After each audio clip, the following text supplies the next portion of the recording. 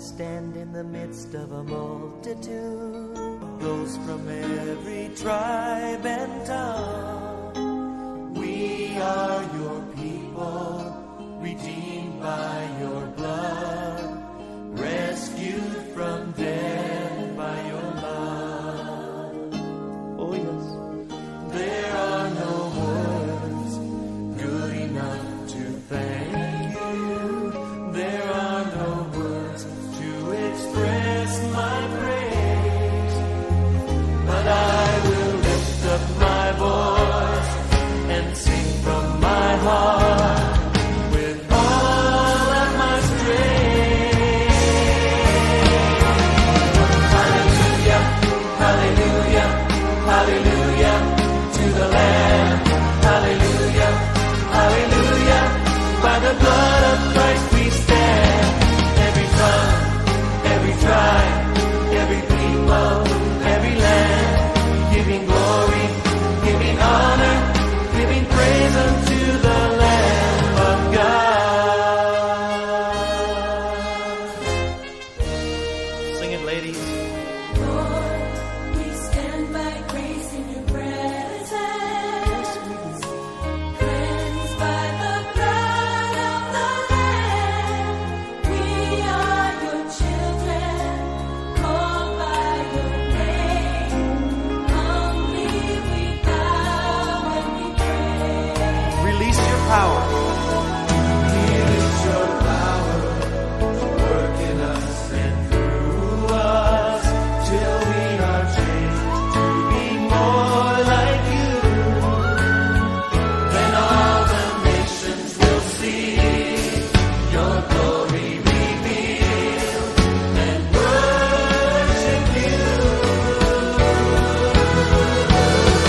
Hallelujah, hallelujah, hallelujah to the Lamb. Hallelujah, hallelujah. By the blood of Christ we stand. Every tongue, every tribe, every people, every land, giving glory, giving honor, giving praise unto the Lamb of God. Every knee shall bow. Yes.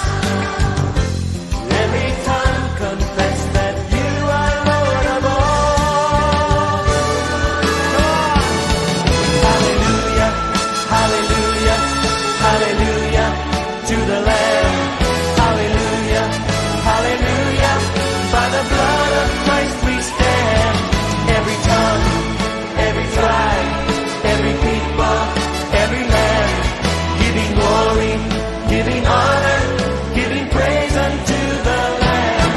Hallelujah, yes, hallelujah to the Lamb.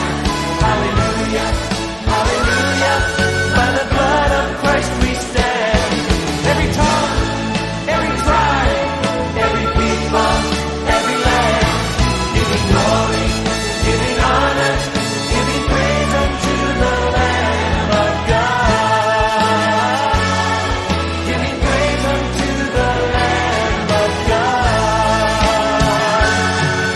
Giving praise unto the Lamb of God. Jesus Christ, Lamb of God.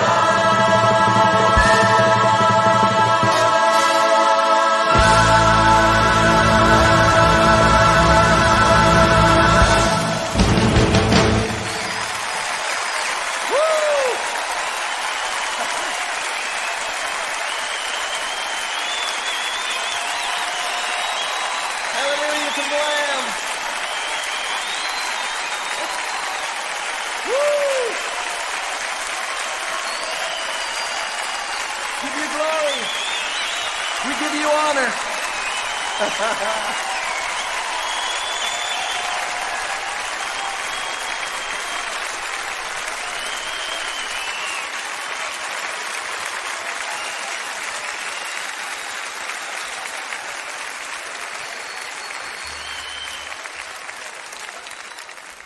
Are you hungry for His presence tonight? I don't know about you, but if his presence, like Moses, said, God, if your presence doesn't go with us, don't take us from this place. And folks, we need his presence more than ever before. Père, nous prions pour les nations. Prions au Dieu de gloire. Tu es le Dieu de toutes les nations. À toi la terre, tout ce qu'elle renferme, les chefs d'État, le cœur de ces rois sont entre tes mains. Tu peux les incliner au Dieu de gloire à toi. Père, nous te remercions pour ces hommes d'État qui confessent ton nom sans avoir honte. Suscite encore davantage au Dieu de gloire de ces gens qui t'aiment d'une manière indéfectible. Nous prions, Dieu, que tu pardonnes nos iniquités. Que tu pardonnes, au Dieu de gloire, les iniquités de chacun de nos pays. De l'Afrique, en Océanie, en passant par l'Europe et du côté de l'Amérique, Amérique du Sud, Amérique du Nord, au Canada. Nous prions au Dieu de gloire dans le continent australien que tu établisses ton règne. Dans le continent indien, en Asie, au Père. Nous prions au Dieu de gloire que tu élimines nos iniquités. Que tu nous donnes un cœur repentant, un esprit doux au Dieu de gloire que nous pourrons accepter ta parole. Père, puisse ton esprit pénétrer tous ces hommes. Puisse ton esprit pénétrer tous ces hommes. Merci Père de gloire pour les enfants que tu suscites dans toutes ces directions, dans tous ces lieux, Père de gloire, pour manifester ta gloire. Merci pour le réveil que tu apportes sur le monde. Merci pour ce temps de rafraîchissement, Père. Merci pour Dieu de gloire, pour ce temps de rafraîchissement que tu apportes sur l'Église, dans ton peuple, parce que ton peuple se réjouira de toi. Merci Père de gloire, parce que tu as dit qu'il fera bon vivre en tant que chrétien. Que ton nom se soit élevé. Et que le peuple intercesseur dise Amen. Que Dieu vous bénisse, que Dieu vous bénisse. Quelqu'un a-t-il des questions avant qu'on commence?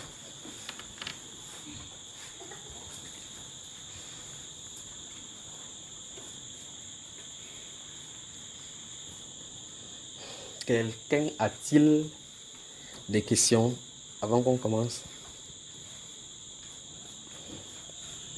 La personne qui a fait ceci a très bien fait et a résumé tout ce que la Bible dit. Que Dieu bénisse cette personne.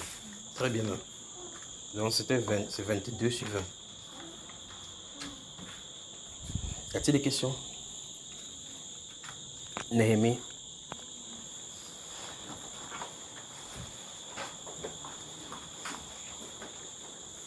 Gardons à l'esprit que dans la première partie de cet enseignement concernant le réveil, il avait demandé de prendre en compte 1 Samuel chapitre 2 et chapitre 3 qu'on n'a pas encore vu jusqu'aujourd'hui.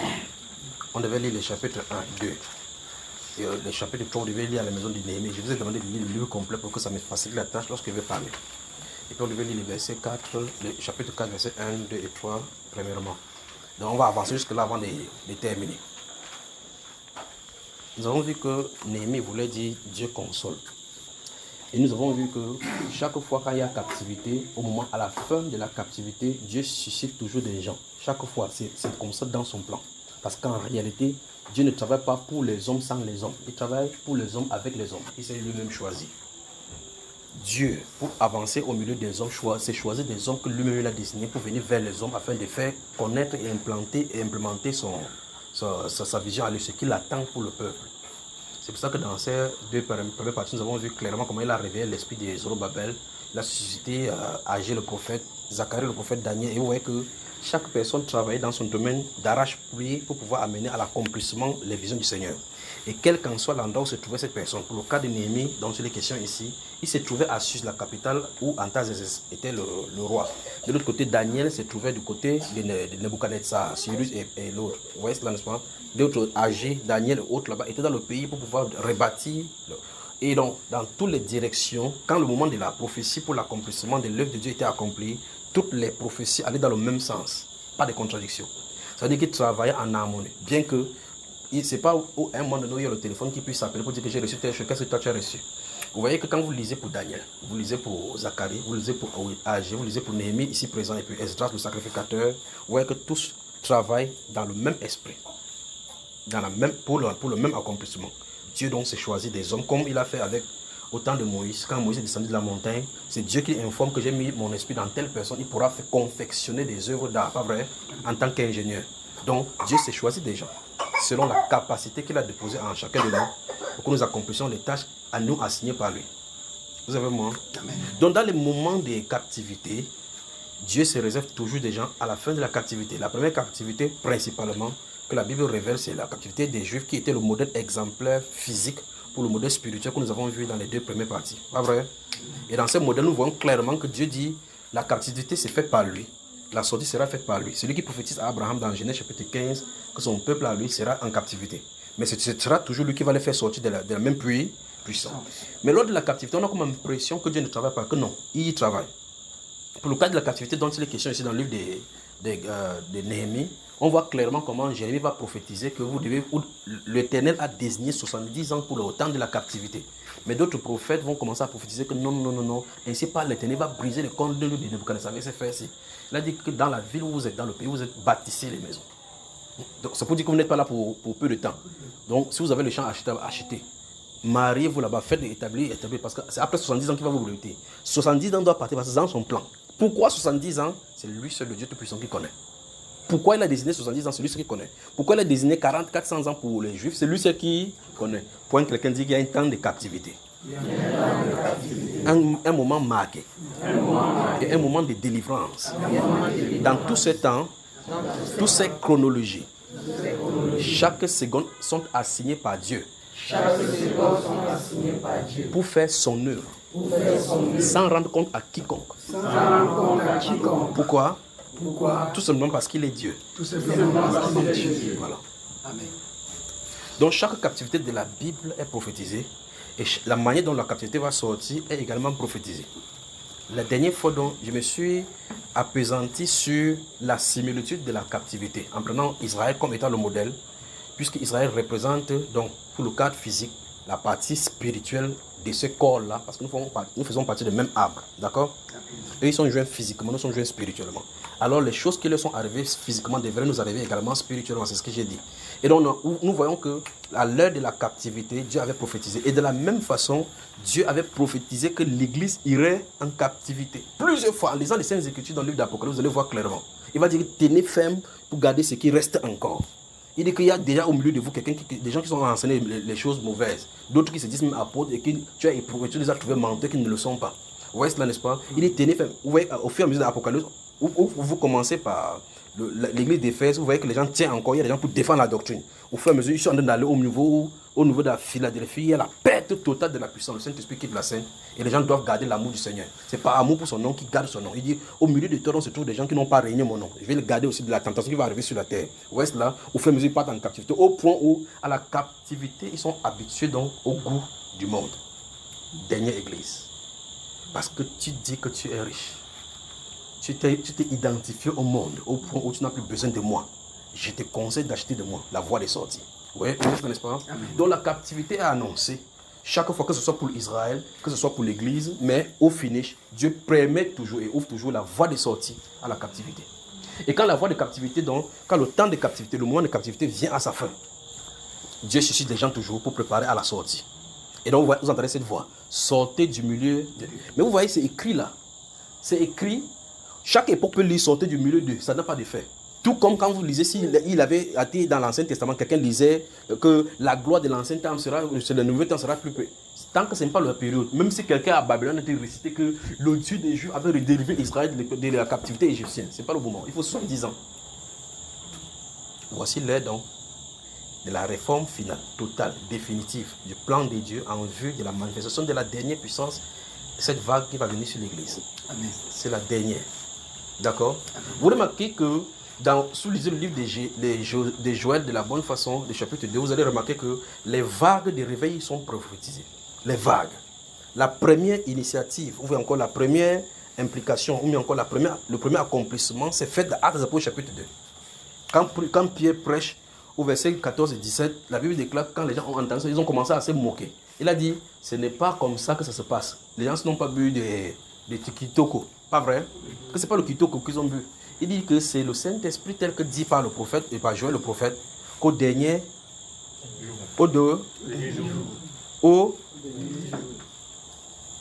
mais vous remarquez que le dernier jour là-bas n'est pas une période fixe. C'est un intervalle. Il dit dans Joël chapitre 2, il est question d'un intervalle. Parce que si ça avait été un jour, c'est qu'ils recevraient le Saint-Esprit là-bas, personne ne recevrait plus.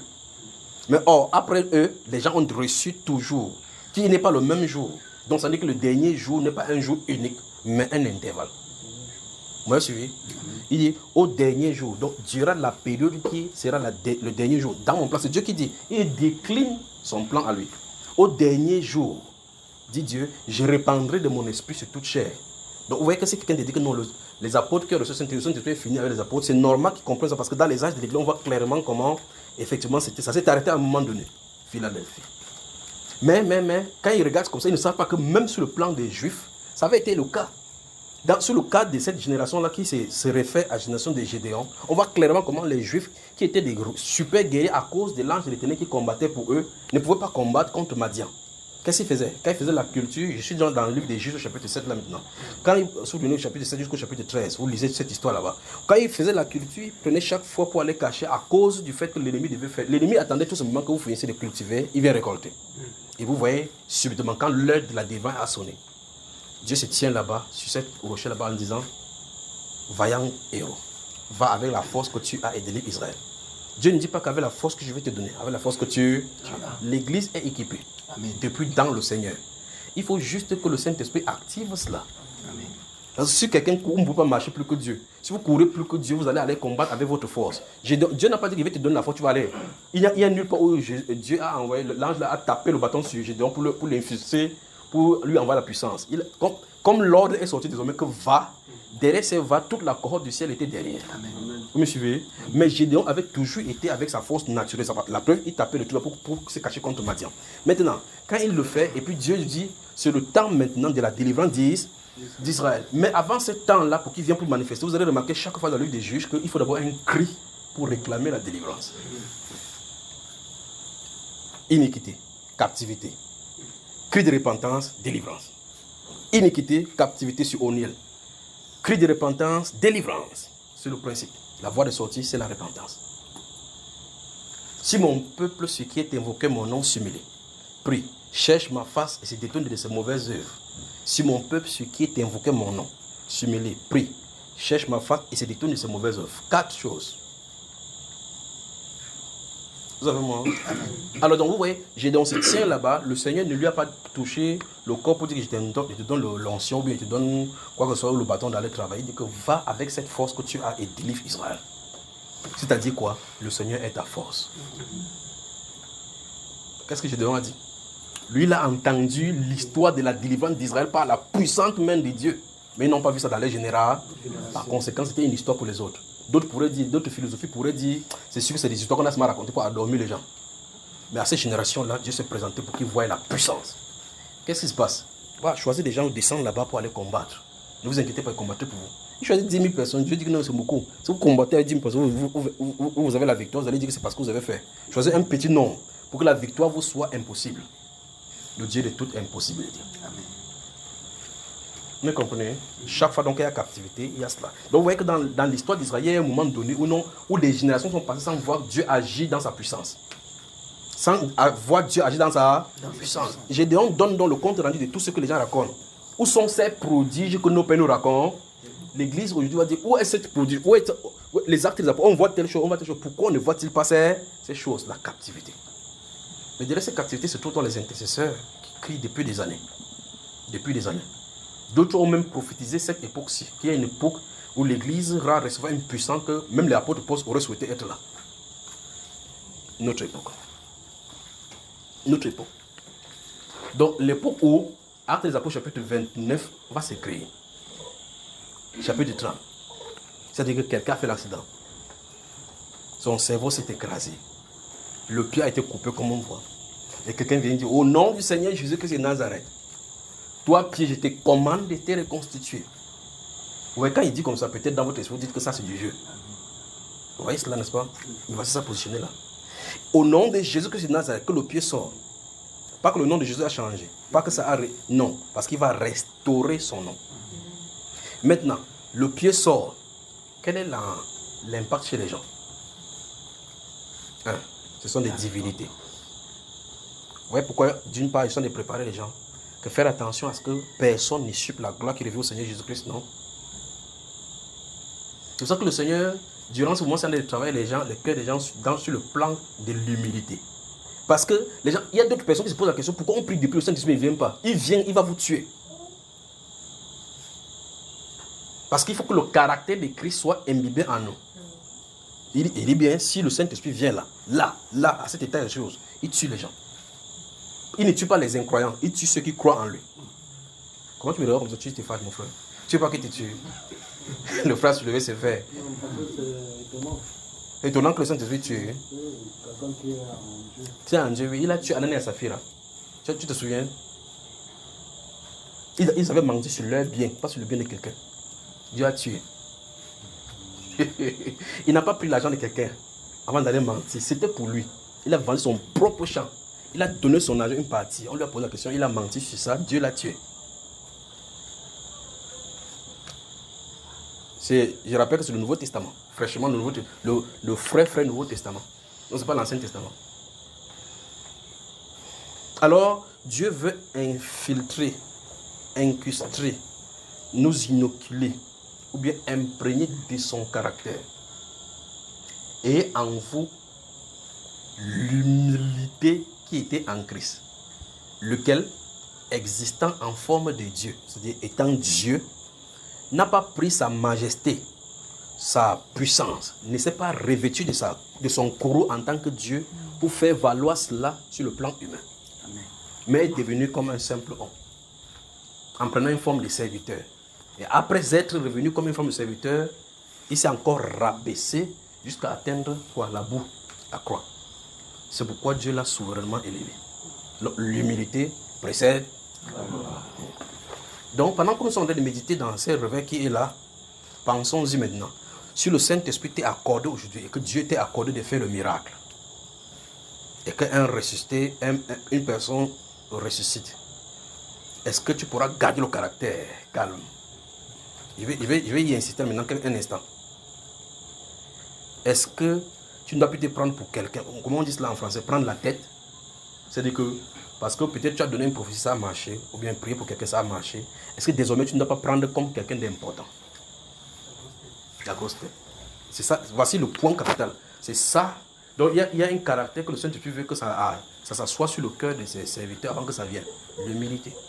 C'est ça. À savoir l'état des choses, si le Saint-Esprit donne... Je vous avais dit, il dit ça plusieurs fois ici. Ne pensez pas que le Saint-Esprit quand il est venu sur l'église, c'est pour que chacun va faire son ministère. Parce que l'humilité voudrait qu'on comprenne qu'en Christ a donné telle chose à telle personne. Il ne m'a pas donné. Et que j'admets ce que Christ lui a donné, comme les apôtres le firent. Il dit c'est la même chose que Paul lui dit dans ces lettres dans lesquelles il y a des points difficiles à comprendre. Vous voyez quand on dit, n'est-ce pas, la sagesse. Il parle de la même sagesse. Il n'a pas dit que non, Paul, juste en Christ avant toi, il fait 3 ans, tu as marché quoi, comme ça, tu dis des choses sur les Juifs comme ça là, ouest, n'est-ce pas? Quand il vient vers lui, il dit tu es répréhensible. Si toi qui es juif, tu forces les païens à judaïser. Pourquoi donc tu te comportes comme les païens? Paul ne dit pas que, mais tu parles à qui? Je suis un docteur, tu n'as même pas fréquenté. Vous ne pouvez pas voir ces choses en milieu chrétien. Mais aujourd'hui, tu vas voir, quelqu'un va présenter sa compétence de leadership, ses compétences de jeûne et de prière, sa compétence ici. Mais oubliant que c'est Christ en nous, faisant l'œuvre. Amen. Donc je vous invite et je nous invite à visiter donc les Saintes Écritures et regarder le caractère. Vous allez remarquer en prophète Daniel, si vous voulez chercher un caractère de l'humilité, cherchez le prophète Daniel et étudiez son caractère. Daniel le prophète, d'accord? Quelqu'un à qui Dieu donne le songe d'un roi pour empêcher de tuer toute la population des sages qui s'y trouvent. Après avoir reçu cela, il vient dire, waouh, Daniel, en qui l'homme sage? Non, non, non, c'est pas parce qu'il y a quelque chose de ça en moi. C'est le Dieu des vérités, c'est lui, parce qu'il y a un Dieu, parce qu'il va affronter. Vous voyez son caractère, n'est-ce pas? Vous avez mon frère? Amen, frère. L'humilité. L'humilité. L'humilité. Si sans cette humilité-ci, on va tuer. Sans cette humilité, tu vas tuer, tu vas faire du mal.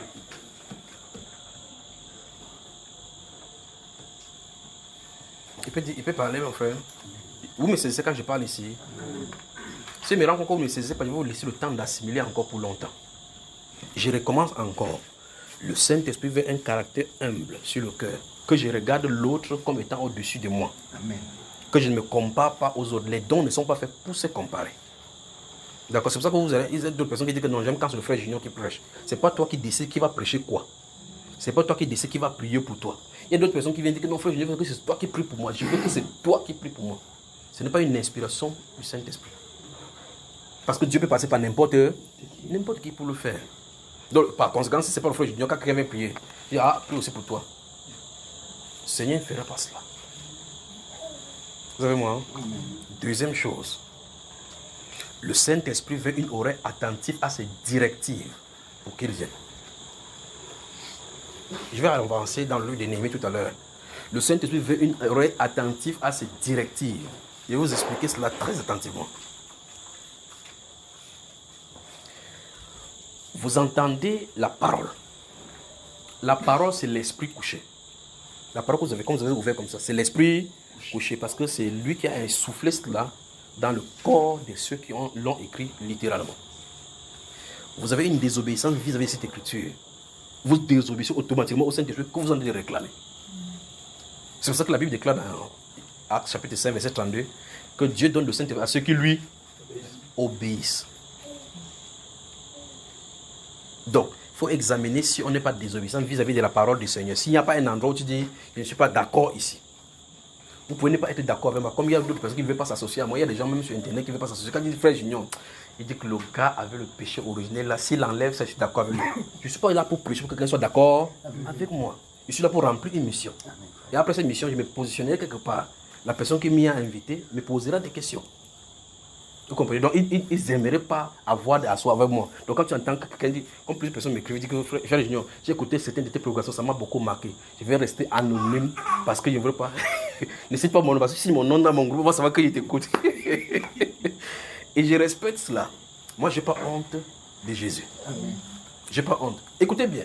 Si je vois un serviteur qui est de Dieu, même s'il tombe dans le péché, si les gens fuient, je vais le soutenir. Amen. Parce qu'un militaire, dans le champ de guerre, quand la cartouche touche son frère, il le porte seulement pour se quitter au camp d'ennemi. Il ne peut pas dire que il est ici, il est ici. Comment on fait chez le chrétien? D'accord? C'est ça que je veux le couvrir d'amour, parce qu'il a besoin de la compassion, besoin de suivi, besoin de la protection. Celui qui est faible doit être couvert de plus d'amour, d'attention. Pas vrai? Amen. Donc, ça veut dire que quoi? Ça veut dire que même si quelqu'un a fait n'importe quoi, ce n'est pas parce qu'il a fait cela. Parce que toi, quand tu es debout, il faut regarder ce qui arrive. Tu sais ce qui arrive demain? Moïse était l'homme le plus... Pourquoi n'est-il pas entré à Canaan? Il était l'homme le plus... Qu'aucun n'a su... Pourquoi n'est-il pas entré? À cause? Donc, vous remarquez ce qu'on en est? L'humilité. L'humilité. L'humilité.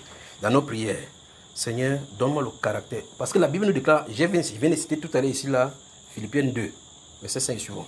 Ayez en vous. C'est passé un autre. Ayez en vous. Ayez en vous. Quoi? Les sentiments qui étaient en Christ.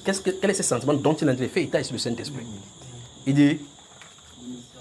Non, regardez. Ayez en vous les sentiments qui étaient en... Et puis dit, lequel, existant en forme de Dieu, n'a point regardé comme une proie arrachée. Mais c'est...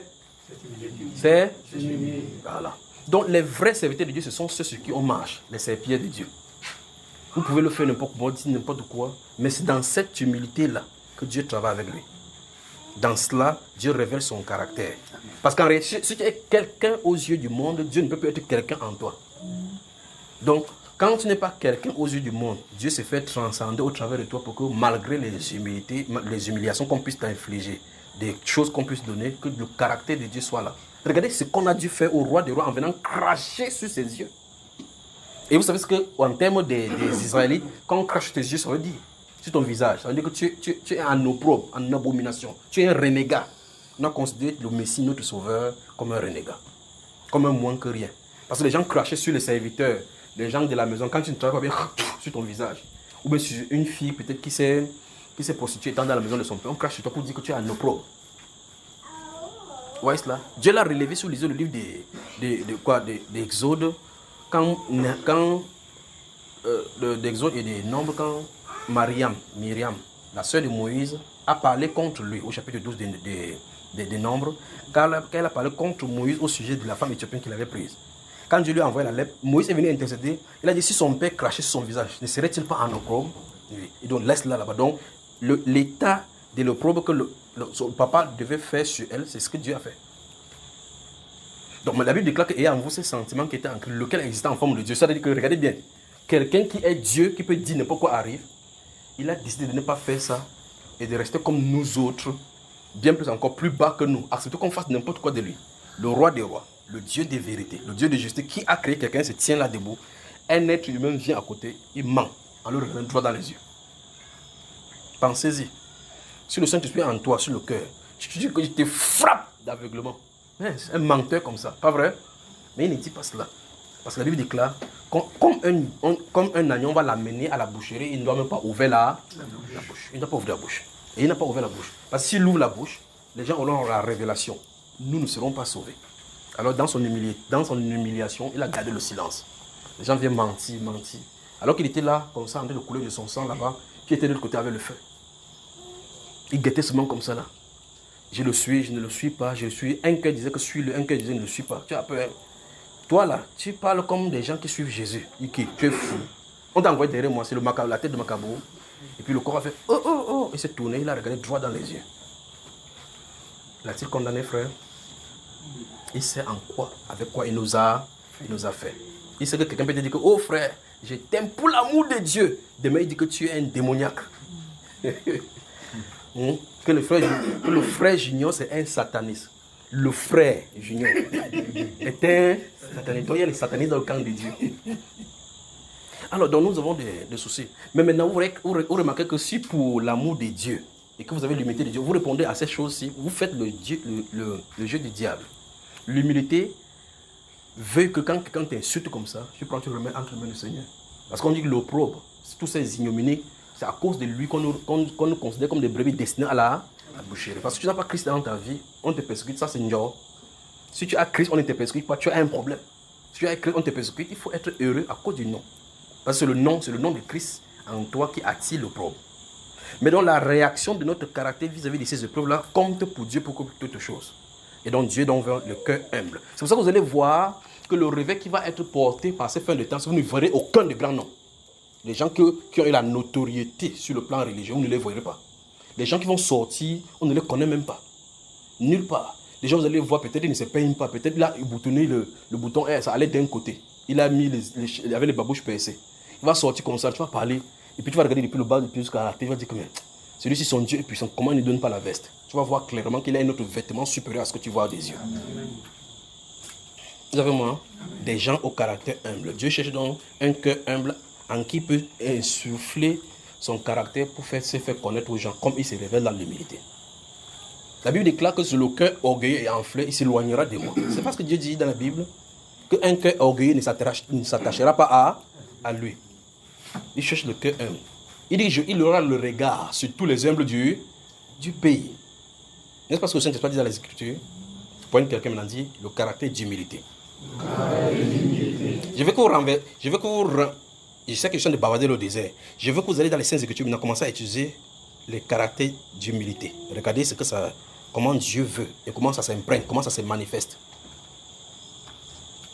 Parce que être humble, ça ne veut pas dire qu'on ne peut pas gifler quelqu'un. Parce que Jésus, lui qui était humble, là, il est en train de temps, il a giflé les gens. Il était autoritaire. Il parlait avec autorité. Mais son autorité n'était pas incompatible avec l'humilité. Gardez votre esprit sans vous tromper maintenant. Que être humble ne veut pas dire être calme.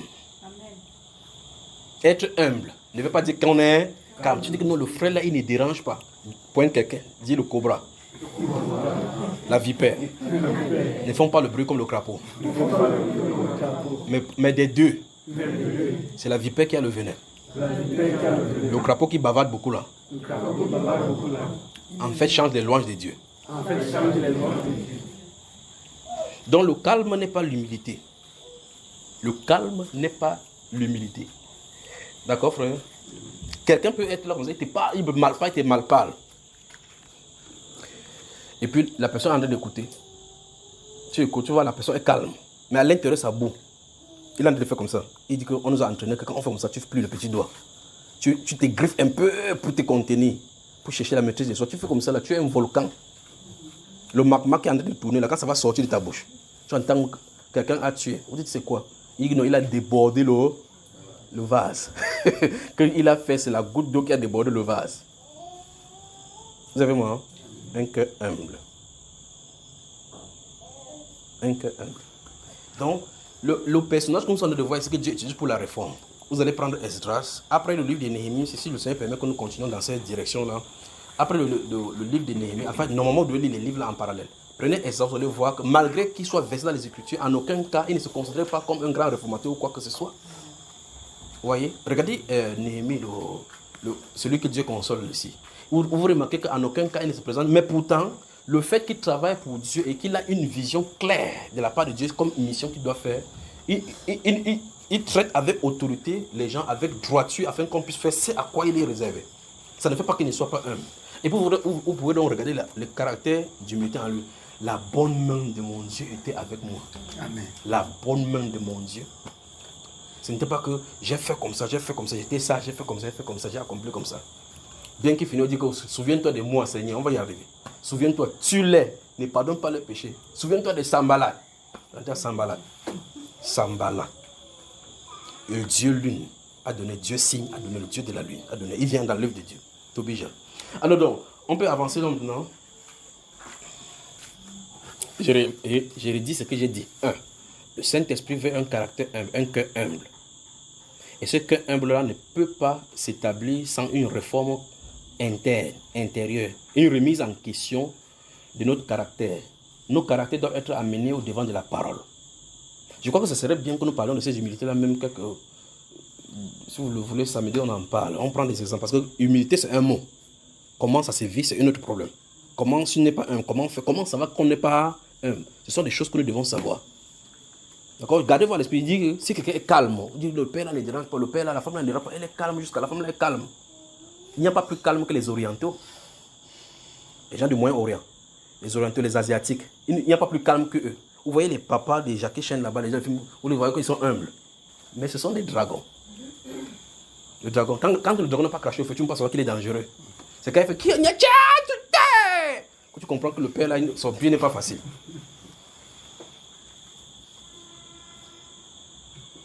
Le caractère de l'humilité est intimement lié à l'Esprit de Dieu.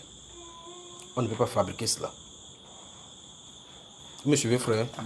Il y a des gens qui ont des caractères prédisposés pour l'humilité. Gardez-vous à l'esprit, une fois de plus, je dis que ne regardez pas le caractère à l'extérieur qui est calme. Parce que quelqu'un peut être bruyant, mais pourtant humble. Tandis que quelqu'un est calme naturellement, mais pourtant avoir du venin. Vous comprenez, n'est-ce pas? Alors, l'humilité, la sagesse et la tempérance sont liées. On va y revenir. La deuxième chose que j'ai dite, c'est que le Saint-Esprit veut. Le Saint-Esprit veut que quoi? Que nous soyons obéissants. Donc, on dit que vous regardez dans les Saintes Écritures, les paroles sur lesquelles vous êtes tombés, demandez pardon et avancez. Parce que je vous avais dit les dernières fois que la voie de la repentance, c'est la voie de l'ouverture, de la main tendue par Dieu. C'est la voie par laquelle Dieu envoie pour pécher les gens qui sont tombés. La repentance. On y va? Je peux dire autre chose maintenant le concernant? Je peux dire autre chose le concernant, frère? Ok. Écoutez bien. Le Saint-Esprit, la façon dont il veut faire, et ce que je vais dire maintenant est lié à ce qu'il vient de dire sur l'humilité et sur l'obéissance. Le Saint-Esprit veut. Quand il dit maintenant écoutez bien la façon que c'est dit là maintenant. Quand il dit le Saint-Esprit veut, c'est-à-dire c'est une communication directe qu'il veut qu'on en prenne conscience. Vous avez moi? Amen. Ok. Avant de dire cela, j'ai en train de penser que comment il veut. Regardez bien, si vous lisez le livre des Jean, chapitre 14. Dans le livre des Jean, chapitre 14, quand le Seigneur dit qu'il ne doit pas laisser l'église orphelin, il lui donne la promesse de qui? Le Saint-Esprit. Il dit quand il viendra, quelles sont les choses qu'il doit faire? Il compte dans toute la vérité. Il ne parlera pas de lui, mais il aura à dire ce qu'il a vu et ce qu'il a en... Alors, on va rester sur cela un instant. 1. On a besoin de quelqu'un qui doit nous conduire. Donc, ça veut dire que Dieu ne compte pas sur nous pour aller là où il veut que nous allions. Vous allez dans un endroit de promenade, dans un site touristique, comme dans des grandes forêts. Il y a des balises avec des histoires, il peut y avoir des zones qui sont dangereuses. C'est pour cela qu'il y a des promeneurs, je ne sais pas comment vous les appelez, des guides touristiques. Parce qu'ils connaissent le chemin, ils connaissent les cadres, ils ont fait des lois de suivi, ils ont fait des formations pour cela, pour savoir que si on part là-bas, voici des choses qu'il faut faire quand on est dans la forêt. Si vous dites que c'est comme ça là, quelqu'un tourne juste une plaque là-bas, vous dites que vous pouvez partir. Vous allez tourner en rond là-bas dans la forêt peut-être jusqu'à mourir. Mais il y a un guide qui connaît. Quand il marche, comme vous voyez cela dans les vidéos, vous voyez que le guide marche, il dit ici faites attention, ici là-bas faites attention parce qu'il y a des animaux tels là-bas. Toi qui ne connais pas parce que tu ne connais pas le territoire, qui parmi vous connaît véritablement l'ennemi qui nous est commun? Qui connaît Satan? Qui connaît son royaume? Qui connaît ses ambitions? Qui connaît ses tactiques? Qui connaît ce qu'il veut pour chaque époque?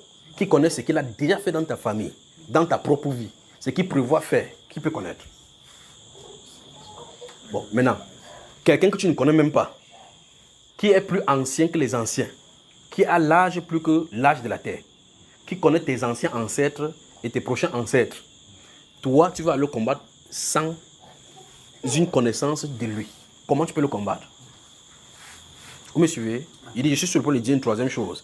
Et la troisième chose-ci est rattachée aux deux autres sur l'humilité et l'obéissance dont je viens de parler. D'accord? Je ne sais pas finalement si vous lire le livre de Néhémie ici.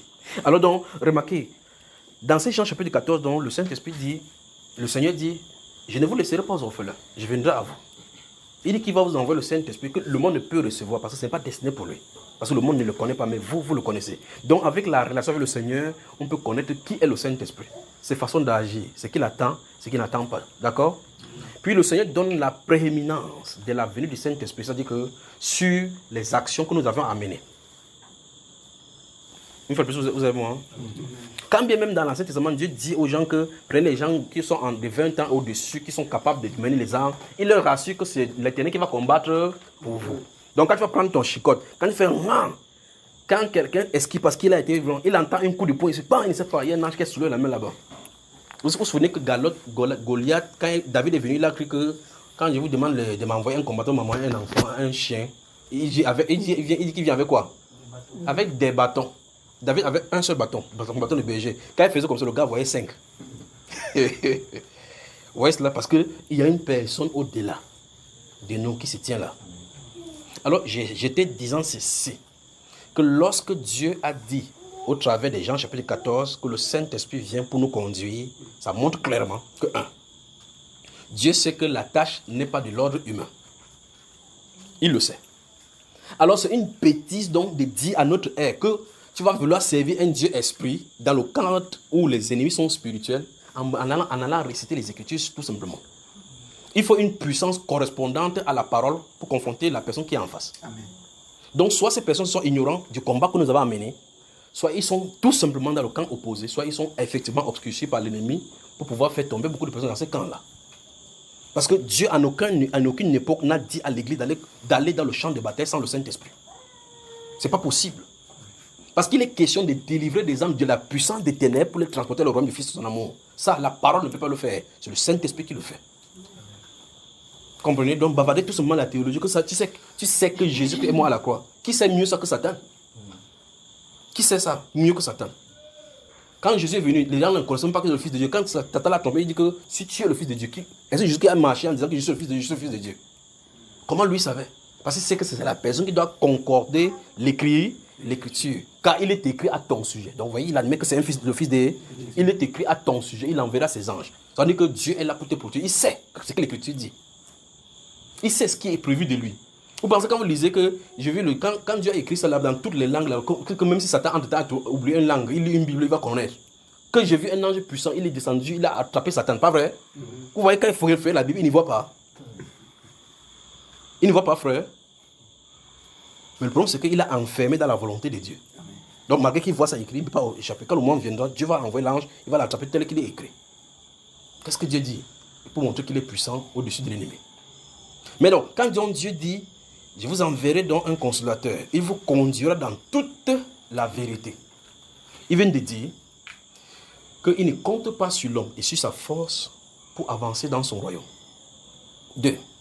S'il voulait le faire, il pouvait le faire sans avoir besoin que le consolateur vienne. Amen. Ça veut dire que le consolateur est indissociable avec nous. Et c'est indispensable pour l'œuvre de Dieu. Pas celui qui peut accomplir parfaitement la volonté de Dieu. C'est-à-dire, sans le Saint-Esprit, on ne peut absolument rien faire. Deuxième chose que ceci implique, ça veut dire concrètement que le Saint-Esprit venant, c'est le but d'établir la volonté parfaite des dieux. Tu peux avancer? Amen. La troisième chose que ça implique, ça veut dire que si tu n'as pas le Saint-Esprit, tu ne peux pas être dans sa volonté parfaite pour faire son œuvre. C'est ce que cela implique. Il vous conduira dans toute... Bon, s'il n'est pas là, tu es en train de marcher dans la vérité. Ceci montre encore une fois de plus, quatrième chose, que la vérité n'est pas du domaine de l'homme. La vérité n'est pas du domaine de l'homme, mais du domaine divin. Et le divin vient pour donc établir, c'est que montrer à l'homme ce qu'est la vérité. Il vous conduira dans toute la vérité. Vous y êtes? Il ne parlera pas de lui-même, mais il dira ce qu'il aura vu et entendu. Donc il y a des choses que Dieu est censé montrer. Et dire, quand Jésus dit, il vous conduira dans toute la vérité, il ne parlera pas de lui-même, donc de son propre chef, ça veut dire que l'initiative ne vient pas de lui. Donc on ne peut pas faire parler le Saint-Esprit. Et donc il dit qu'il vous conduira dans toute la vérité, il ne parlera pas de lui-même, il dira ce qu'il aura vu et entendu. Donc il y a des choses encore, la révélation. Les prophéties sont censées venir pour l'Église. Donc ça veut dire que tous les temps ne sont pas là, c'est codifié là-bas. Il faut que le Saint-Esprit vienne les déployer, détacher chaque fois pour que l'Église en soit au courant de ce qu'est le plan de Dieu pour chaque époque. Je suis dans Jean 14 toujours. Vous avez moi là? Vous m'entendez? Donc sans le Saint-Esprit, tout ce qu'on fait là, c'est des histoires. Alors ça veut dire que si tu n'as pas le Saint-Esprit, c'est exactement comme quelqu'un qui n'a pas étudié la science à l'école. Comme papa, il va venir nous embrouiller avec le chromosome, embrouiller avec le chromosome. Il dit vrai, il ne dit pas vrai. Vous entendez, les théories s'entrechoquent maintenant. Quand Big Bang a fait sa part, comme il s'appelle, Darwin a fait sa part jusqu'à ce que les scientifiques... Mais maintenant, il y a deux camps, des scientifiques qui supportent Big Bang, l'autre qui ne supporte pas Big Bang. Et chacun démontre avec des preuves à l'appui des données scientifiques sur lesquelles il se base. Après ces données-là, l'autre montre que les données-là, même si tu te bases sur ça, c'est faux. Dans tout ça, les deux camps, ils sont dans le faux. Parce que la Bible appelle ça la folie. Mais le Saint-Esprit révèle la volonté parfaite de Dieu, la volonté profonde. Vous y avez moi? Ok. Autre chose. La Bible continue dans ces versets-là, dans ces Jean chapitre 14, qu'il prendra de ce qui est à moi et vous les donnera. Donc Dieu veut, le Seigneur veut que nous participions à tout ce qui lui est pour lui. Dieu a donc en réserve des choses pour nous, mais c'est contenu dans le Saint-Esprit. Donc Dieu, le Seigneur Jésus-Christ a des choses en réserve pour l'Église. Mais c'est contenu dans le Saint-Esprit. C'est-à-dire, ce n'est que le Saint-Esprit qui peut octroyer. Il prendra de ce qui est à moi et il vous les donnera. N'est-ce pas ce qu'il crée? Ça veut dire, des choses sont en disposition pour l'Église. Mais il faut le Saint-Esprit dans l'Église. Le Saint-Esprit prend, il les donne à l'Église. Quelles sont donc ces choses qui sont en disposition, qui appartiennent au Seigneur, dont nous devons prendre? Il y a de ces attributs qui veut que l'Église expérimente. Il faut que l'Église expérimente certains des attributs du Seigneur Jésus-Christ de Nazareth. C'est pour ça que des personnes que Dieu a utilisées sur la terre, à un moment donné, vous remarquez même dans les Saintes Écritures, on le confond à des divinités. Parce qu'il n'y a que Dieu pour faire certaines choses. Mais on voit donc que Dieu donne l'expression de certains de ses attributs à l'homme. À un moment donné, l'homme regarde comme ça et dit que venez voir un homme, cet homme-ci doit être Dieu. Une fois de plus, regardez donc ce qu'il est en train de dire. Ce qu'il vient de citer là, c'est surtout dans Actes 14, pour ce qui est de la Bible. Maintenant, quand Paul finit de donner la révélation et qu'il voit que cet homme, c'est à la foi, au verset 8 du chapitre 14, pour être guéri. Et il le fait s'élever. Les pieds sortent automatiquement. Un être humain peut créer le pied. Donc comprenez aussi même les Caoniens. Pas vrai, frère? Parce que ce n'est que Dieu qui peut faire le pied. Mais le problème, c'est que c'est Dieu dans l'homme. Ce n'est pas l'homme Dieu. C'est Dieu dans l'homme faisant son œuvre. Comme Dieu était en Christ pour réconcilier le monde avec lui-même. C'est-à-dire la chair là n'est pas Dieu. C'est Dieu qui est revêtu dans cette chair. Mais le sang, c'est le sang de Dieu.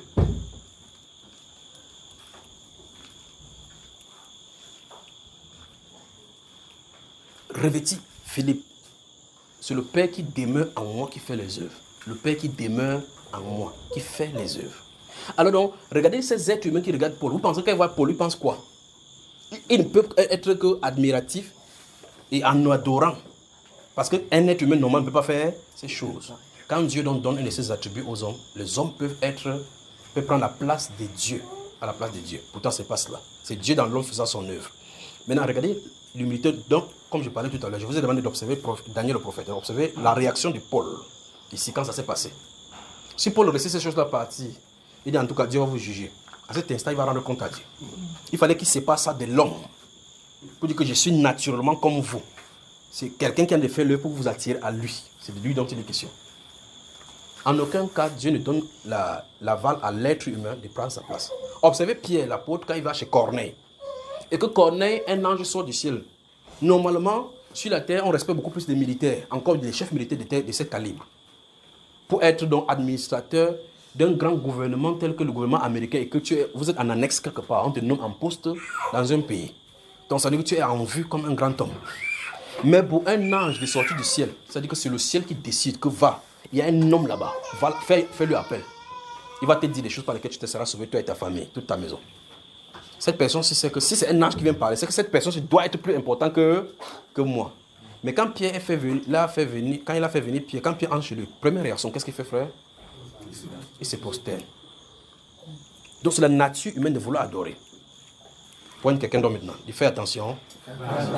De n'adorer que Dieu. De réserver la gloire à Dieu, ce qui lui est Dieu. Donc vous voyez que dans le verset 24 du chapitre 10, quand il s'est prosterné, Pierre l'a rapidement relevé. Pierre le releva. Mais je vous dis, observez tout ce moment, c'est comparé avec ce qu'on appelle homme de Dieu aujourd'hui. Mais quand il va faire cela, le Saint-Esprit, si c'est le Saint-Esprit qui est sur lui, c'est le Saint-Esprit ne dit absolument rien. Tout comme Moïse a passé des années devant face à face avec Dieu. Il était dans la gloire, entré dans le feu qui brûle. Ce feu pouvait brûler n'importe quoi en lui. Mais la colère qui était sur Siméon, sur ses anciens parents, sont restés sur lui. Quand il est descendu de la montagne, c'est Dieu qui l'a informé que ton peuple s'est détourné. Il est descendu, il a attrapé les cheveux des gens. Vous allez boire l'eau aussi. Vous avez mon frère. Alors donc remarquez que le Seigneur peut être avec toi. Et remarquez bien sur le caractère du Seigneur. Ne dis pas que non, comme je suis comme ça, si c'était comme ça, Dieu va me dire. L'écriture parle par elle-même. Et notre cœur témoigne de l'écriture. Quand Judas était à côté du Seigneur, quand il volait l'argent, le Seigneur ne savait pas. Hein? Pour que le Seigneur voie quelqu'un dire que tu as eu 5 maris. Et celui avec qui tu n'es pas. Et maintenant n'est pas ton mari. Venez voir un homme qui m'a tout dit ce que j'ai fait. Ne serait-il pas le Christ? Quand il dit comme ça, Judas n'entend pas. Hein?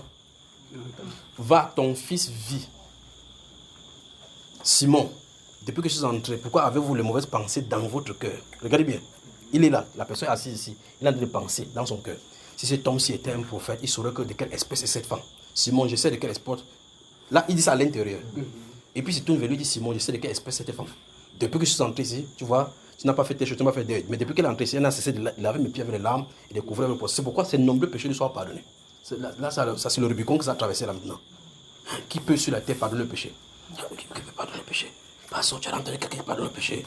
Ouais, avant que vous sachiez que le Fils de l'homme a sur la terre le pouvoir de pardonner. Donc, qu'il quitte la terre, qu'il soit dans le ciel, cet attribut-là ne change pas. Donc, étant n'importe où, il pardonne les péchés. Vous avez moi? Il ne voyait pas Judas faire. Pourquoi il ne parle pas? Vous avez vu quelque part, il a reproché à Judas que il t'avait donné 500 000, 50 000 sont partis où? Tu marches, il ne dit absolument rien. Il y a une faim. Il y a une faim. Tu fuis, il te regarde. Tu fais pourquoi il te regarde. Quand il a dit à ses disciples que manger mon sang, les gens sont partis. Vous avez vu, il a appelé quelqu'un pour justifier. Tu restes souvent tranquille. Mais nous ne sommes plus que Dieu maintenant. Il faut venir à l'église. Il faut être sérieux avec Dieu. Je ne veux pas que vous soyez sérieux avec Dieu. Ne soyez pas sérieux. L'enfer est devant. Pensez si le feu brûle ici, je dis, oh feu, je prends et saute. Est-ce que tu veux savoir si tu vas sauter ou pas? Tu vas sauter. Tu n'as que 2 choix. Soit tu restes à tes brûles, soit tu sautes. C'est là que tu vas voir vraiment que pour ne pas t'agner encore de la vitesse. Si tu vas voir comment elle va filer, tu vas dire que mais tu peux encore faire le 100 mètres. Pourquoi? Parce qu'en réalité, on a comme l'impression que dans l'appel du Seigneur, on force les gens pour le faire. Le Seigneur lui-même, dans ses écritures, ne force personne. Si tu connais que le Seigneur est ton Dieu, approche-toi de lui. C'est ce qu'il a toujours montré, ses caractères, pour montrer qu'il ne force pas les gens. D'accord? Parce que son humilité, son amour, son caractère paternel attire naturellement. Donc si tu as l'amour de Dieu en toi, même si tu fais n'importe quoi, tu vas te venir un peu comme un enfant qui flotte devant son parent. Quand tu tapes, le parent ne tape pas l'enfant pour tuer. Quand tu tapes, quelques minutes, tu es supprimé que tu tapes l'enfant ne fait que venir vers toi. Quand l'enfant vient vers toi, après tu regardes que l'enfant veut pitié. Mais l'enfant, si, laisse-moi. Tu veux que l'enfant part où? Parce que c'est toi son parent. Dieu a ce caractère-là. D'accord? Mais quand quelqu'un, on a envie de forcer les gens, que non, viens à l'église, lis ta Bible, ne lisez pas. Ne lisez, quand ça chauffe, c'est toi qu'on appuie le coup chaque fois, non? Quand on appuie le coup chez lui, c'est chez moi qu'on appuie. Point quelqu'un, dis si tu veux, ne lis pas. Si tu veux, mange. Si tu veux, bois le harata. C'est entre toi et Dieu. Donc on n'a pas besoin de dire que non, ma soeur ne fait pas comme ça, ne bois pas le corps, buvez. Oh non, ton corps, mon corps ressemble. On a dit mon coca, il lit ma Bible, c'est mon corps dont il est question. Quand tu dis ta part, c'est ta part de corps. Dans ta version, on n'a pas dit le corps de Jésus, le temple du Saint-Esprit. Donc dans ma Bible, c'est pour moi. Dans ta Bible, c'est pour toi. Et quand tu ouvres ta Bible, ça te regarde, tu le regardes. Donc si vous voulez, ne lisez pas. Ne pensez pas quand il veut lire. J'ai dit que quand il venait de commencer les enseignements à Ange-Raphaël, la personne avec qui je dormais, il vous dit, non, si ça vous choque, ça vous choque. Quand il me calomnie dehors, il dit que le gars, s'il est là, chaque jour, il lit la Bible avec les diplômes en poche, il ne peut pas chercher au travail, il croit peut-être que la manne va descendre du ciel.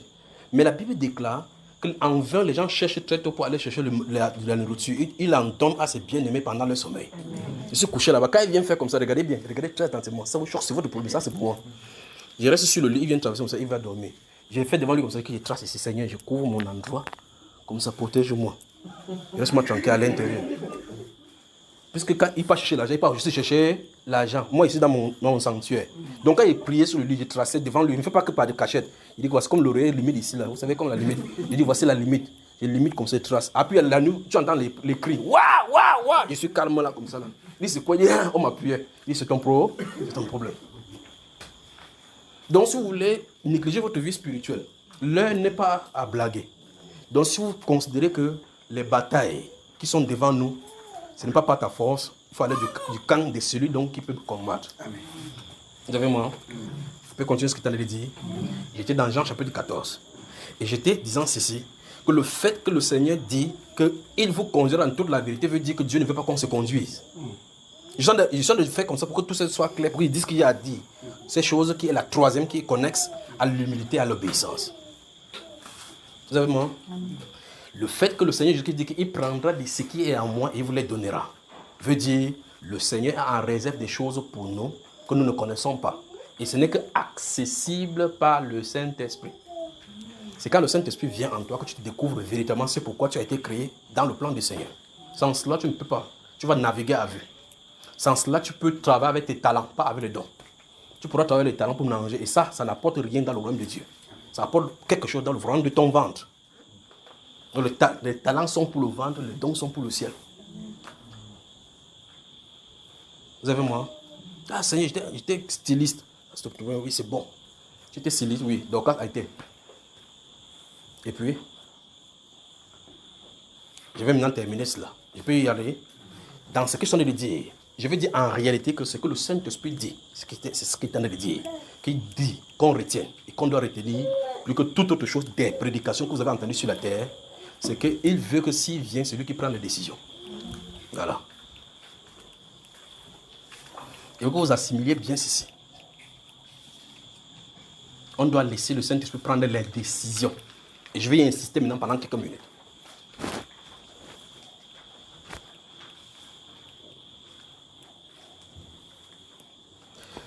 Humilité, obéissance. Travaillez-y.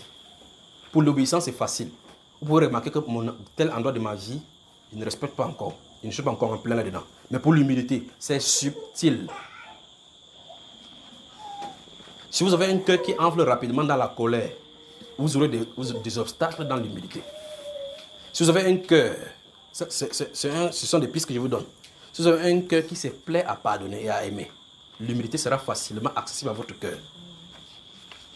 Vous pouvez donc jauger. Si vous avez un cœur que quand vous entendez quelque chose de vous, c'est même si on a fait quelque chose contre vous, vous êtes prompt à vous mettre en colère, vous avez des problèmes. Il faut que Dieu vous entraîne votre cœur au pardon.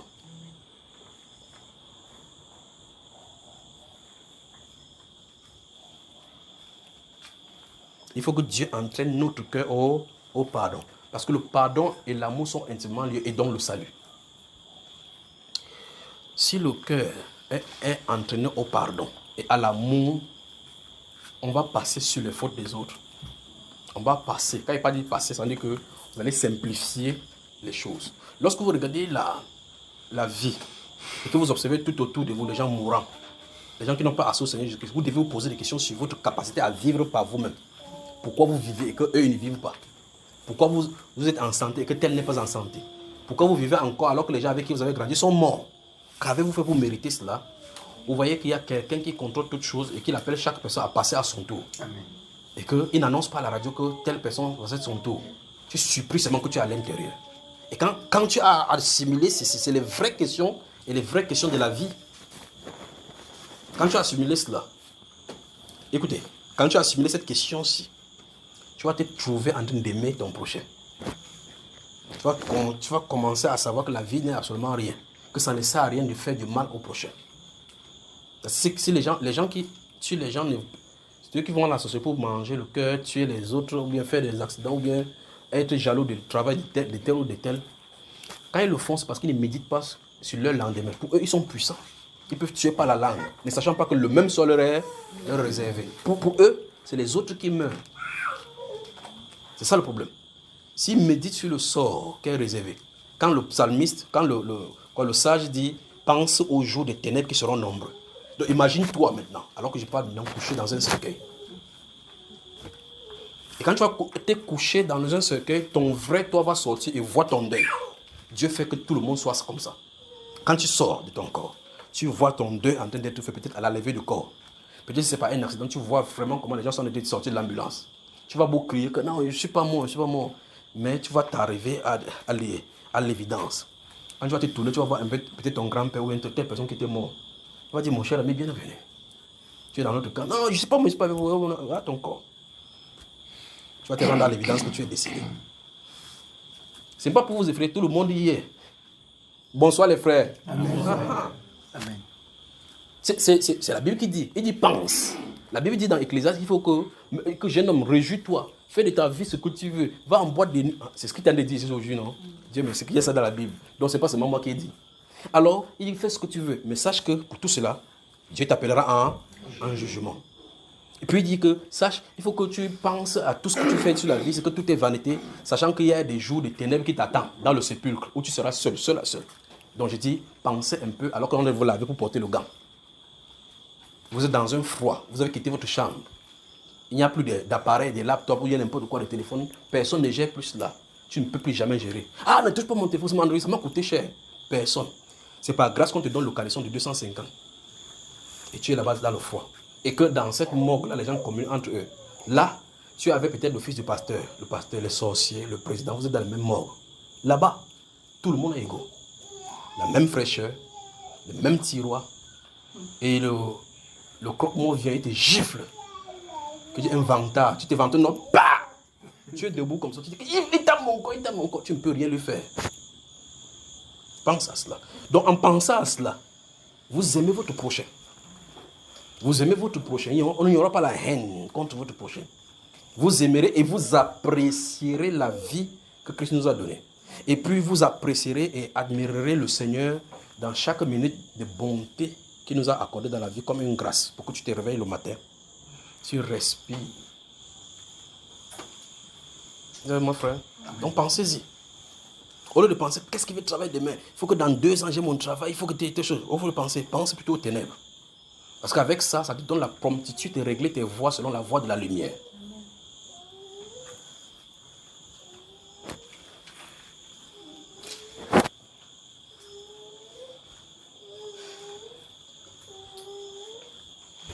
Si l'esprit de celui qui a ressuscité Jésus-Christ d'entre les morts habite en vous, cet esprit-là rendra la vie à vos corps mortels par son esprit qui habite en vous. Vous avez lu cela en Romains chapitre 6, verset 11 et suivant, n'est-ce pas? Dans le Saint-Esprit, donc, est dans le socle. Le Saint-Esprit, donc, est le but, l'objectif à atteindre. Vous comprenez donc qu'en réalité, si on n'a pas saisi toutes ces choses-ci, l'Église se trouve dans un mensonge des siècles où on a dit, quand tu confesses que tu as le Saint-Esprit. Chaque fois quand je suis à genoux et que je vois ces choses, je dis, je pleure vraiment parce qu'on nous a amenés très très loin. On a dit peut-être que si tu parles la langue comme ça, c'est que tu as reçu. Et la personne continue dans le mensonge, en marchant, il dit que je suis né de nous, pour qu'un jour le Seigneur dit que tu ne m'appartiens pas. Troisième point que j'ai dit, le Saint-Esprit veut que quand il est présent, c'est lui qui contrôle tout. Je vais expliquer. C'est ce qu'il dit, non? Vous remarquez que je ne suis pas en train de lire, n'est-ce pas?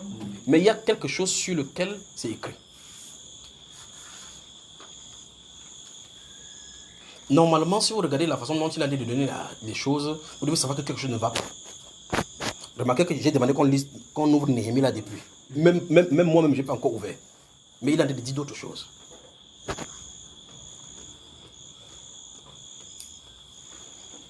Ça veut dire, ce que le Saint-Esprit dit, c'est ceci. La façon dont il arrive, dans un cœur humble, qu'il soit obéissant, quand il s'établit, celui qui dit va, celui qui dit prie, celui qui dit prophétise, celui qui dit impose les mains, celui qui dit ne va pas, celui qui dit répond. C'est-à-dire, les hommes du réveil du temps de l'affaire sont des automates du Saint-Esprit. Amen.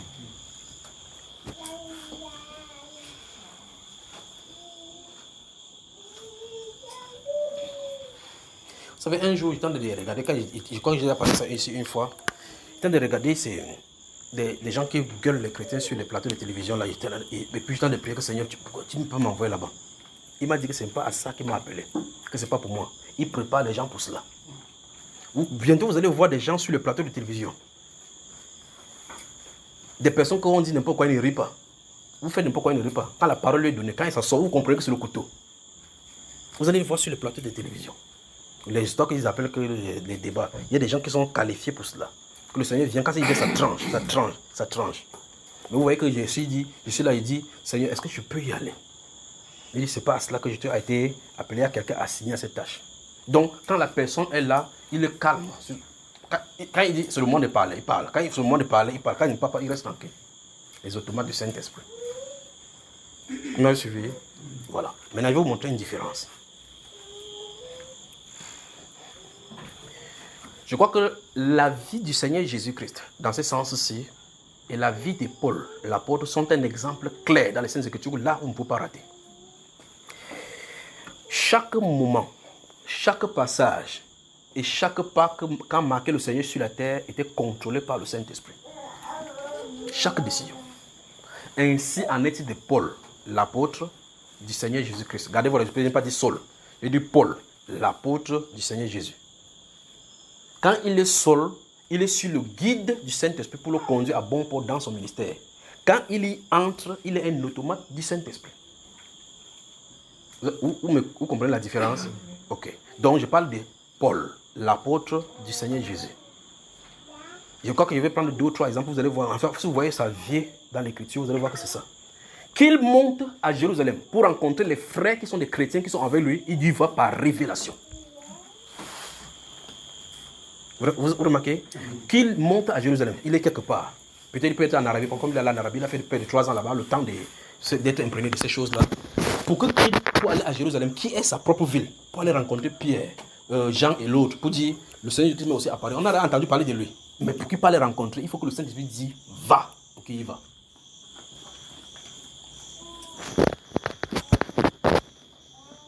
Vous avez remarqué ça, frère? Ok. Remarquez dans Actes chapitre 13, pendant qu'ils sont là avec les groupes de prophètes et de docteurs qui sont là-bas en train de prier dans leur ministère.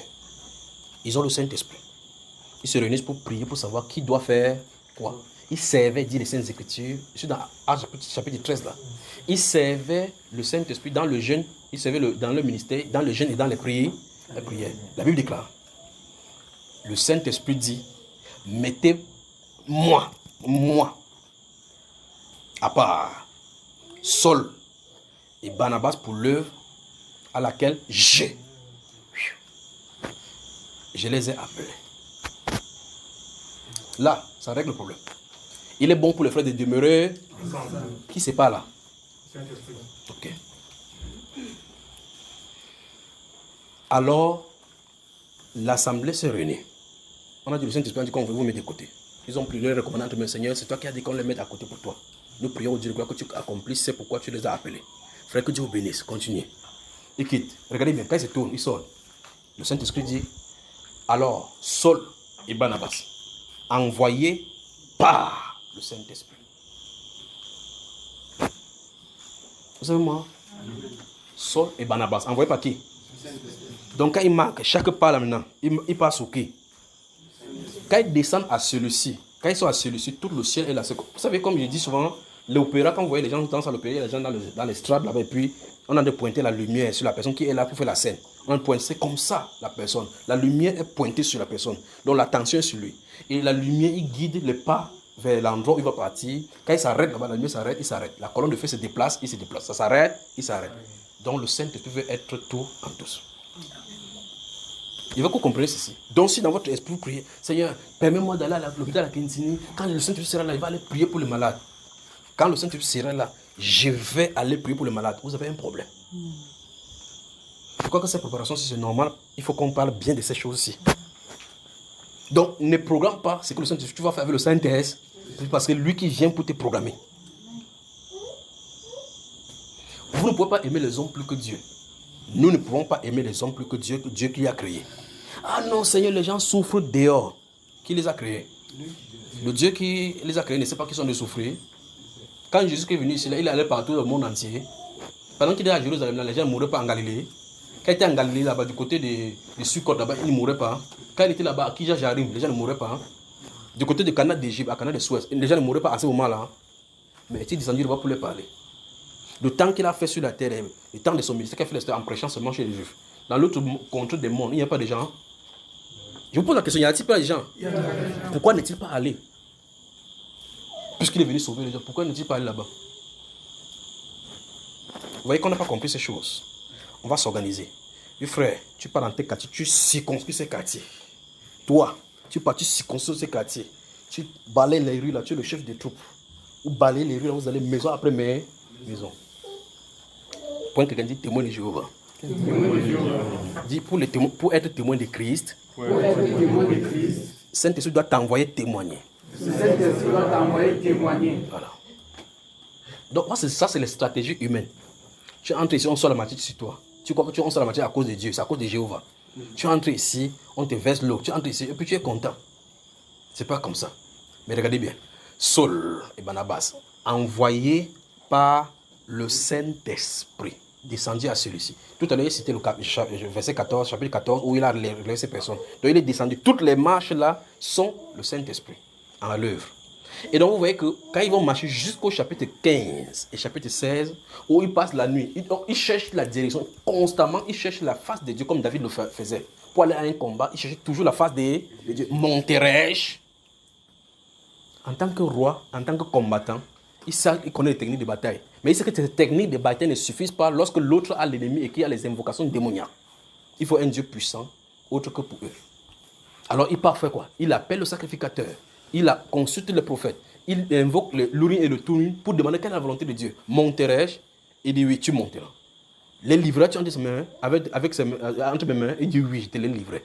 Il se prosterne, il adore, il rend grâce à Dieu pour la victoire, pour la révélation. Et il va envier à la guerre. Parce que la guerre lui a été accordée et la victoire lui est donnée. Amen. Qui a dit? Le Dieu qui l'a conduit là-bas. Maintenant, de l'autre côté, Seigneur, ces gens-ci là, de Kédéa, si les gens de Saul viennent ici, mais livreront-ils entre ses mains? Oui, ça c'est un secret qu'il a de prier avec le Seigneur. Il parle de David, le roi, quand il était en cavale. Il livrerait, Saul viendra jusqu'ici, il viendra. Ces gens-ci livreront, oui. Ah bon, oui. Papa et mon père, oui. Même les personnes chez qui il habitait ne savaient pas qu'eux-mêmes vont livrer. C'est-à-dire quoi? Parce que tu n'es pas les gens de Kélia, d'accord? Je suis David, je suis au milieu de toi. On mange tranquillement, il n'y a pas de problème. Mais on entend dire que Saul, qui est mon ennemi, est en train de venir me chercher. Je n'ai pas prié Dieu. Il dit, est-ce qu'il va venir vraiment? Il dit, oui, il arrive. Mais s'il vient, est-ce que Saul va me livrer? Il dit, oui, il va te livrer. Mais en détail, je suis avec toi, tu ne sais pas, toi-même, tu ne sais pas que tu vas me livrer. Mais le problème, c'est que le moment venu, cette volonté sera activée en toi. Amen. Et tu vas me livrer. Et puis quand il dit que bon, je m'en vais, il dit, oui, je t'aime. Mais c'est que celui-ci a eu en révélation par le Saint-Esprit, il sait que tu es un livreur. Un livreur potentiel. C'est bon d'entendre la voix de Dieu, de savoir de lui la direction, parce que sa direction est parfaite et toujours bon. Maintenant, dans ces différentes voies, prenons seulement le style de vie que nous menons. Vous remarquez que pour trouver la femme, ou bien encore le mari de votre vie, vous voyez comment c'est difficile. Quelqu'un vient devant toi, on dit, tu regardes, elle peut faire un geste, c'est comme ça que le premier avait fait. Passe ta route. Pas vrai? Après l'autre vient, il manque comme il respire. Son mensonge est bien dans ton cœur au point où tu dis, quand il me parle, mon cœur est doux. Pourtant, toi-même tu sais que c'est le manque. Après tu tournes vers ta camarade et tu dis, je sais que les gens mentent trop. Celui c'est un grand menteur, mais je l'aime. Donc tu aimes son mensonge. Mais faisons le revient maintenant pour une fille de Dieu. Et puis cette fille de Dieu va en prière. des hommes viennent vers elle et disent, Père, non pas ma volonté, mais la tienne. Seigneur, ces gens-ci viennent-ils de toi? Cette question-ci doit avoir une réponse de la part du ciel. Amen. D'accord? Pas le tumbu. Point quelqu'un dit pas le tumbu.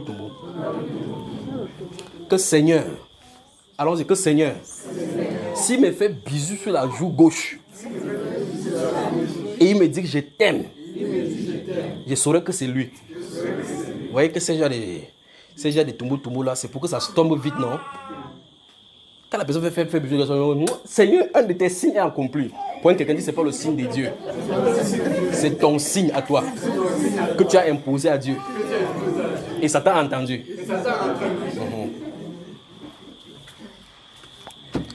Donc, il nous faut la direction du Saint-Esprit. Il bien, quand le Saint-Esprit est là, il te dirige dans la vie est aisée. Point quelqu'un, encore une fois, peut dire, cherchons l'huile. Pour que le moteur de notre vie soit huilé. Que notre moteur roule sans couler. Et la vie sera douce pour nous. Vous savez, mon frère, il faut qu'on cherche, c'est ça. L'essence du chrétien, le Saint-Esprit. L'essence du chrétien, le Saint-Esprit. Je ne vais pas cesser de le dire depuis des années. Je crois que nous sommes à la fin, là. Donc, toutes les préparations ont été faites, tous les nettoyages ont été faits. Nous sommes à la fin. Cette dernière réglage, il faut qu'on saisisse cela. Vous avez moi? Regardez David cherchant la direction du Seigneur. On pourrait dire, ah, qu'est-ce qu'il fait là? Mais il laisse ces gens pour aller dans la prière, dans la grotte pour prier. C'est mettre à genoux, se poser, oh Père, révèle-moi quelle direction veux-tu? Dois-je monter à Sucre, ou dois-je descendre à Kijajarim, ou dois-je aller à Kades Banea? Non, ne va pas à tel endroit, va à tel endroit. Parce que c'est là, ça veut dire que c'est là où il attend. Maintenant, s'il y a 4 chemins et qu'il faille choisir, quelle est la probabilité de choisir ce qui est bon? N'est-ce pas ce que vous comprenez? Telle voie paraît droite à un homme, mais son issue, c'est la voie de la mort, dit Proverbe chapitre 14, verset 12. Donc tu peux penser que la voie que tu viens de prendre, c'est la voie droite. Tout peut être bien, selon toi. Mais celui qui amène, qui pèse les cœurs, qui donne les décisions, du final, c'est Dieu. C'est pour ça que des gens prennent des décisions, ne prennent pas ce qu'il en est. Si je vous raconte l'histoire de mon mariage ici, qui va entendre? Avant de finir, même qui va entendre? Les femmes, on a dit moi. Alors le Saint-Esprit, ce qui est en train de vouloir venir là, le Saint-Esprit veut que ce soit lui qui soit le conducteur. C'est-à-dire qu'il veut prendre la place du conducteur dans l'église. Parce que l'église a développé ses propres techniques au courant des siècles qui a noyé cette même église dans la captivité. L'église s'est développée des techniques et beaucoup d'autres pichenettes pour pouvoir survivre au milieu de cette captivité. Cela l'a ramené justement dans la captivité, en pleine captivité. Vous ne pouvez pas être en Babylone, vous voulez faire comme Babylone en voulant combattre Babylone. Le Saint-Esprit est spécial en fait que ça dénonce Babylone, tout en subissant de Babylone, en étant victorieux de Babylone. Qui m'entend bien ce soir? Vous m'entendez? Vous comprenez ce que lui dit? Alors le Saint-Esprit veut que quand il vient, qu'il soit le commandant. Parce que le Seigneur nous a dit dans ces Jean 14 que quand il viendra, il vous conduira. Il vous conduira. Et on voit clairement comment il a dit, mettez-moi à part Saul, pour lequel je les ai appelés. Saul, envoyé par le Saint-Esprit, descendu à celui-ci, puis à Troas, et puis descendu à Lécaonie. Et puis là-bas, la Bible déclare qu'il cherchait par où passer maintenant. Regardez bien. Il cherchait par où passer. Dans une ville où ils sont arrivés, ils ont passé la nuit. Mais avant cela, il veut entrer en Asie. On dit le Saint-Esprit ne leur a permis la volonté de l'homme face à la volonté de Dieu. L'homme en qui a le Saint-Esprit, même s'il veut exercer sa volonté, ce n'est pas celle de Dieu, le Saint-Esprit bloque. C'est donc pour cela que cette personne doit être humble de se soumettre chaque fois à la volonté de Dieu. Regardez ce que le Seigneur dit dans Jean chapitre 6, verset 36 à 38.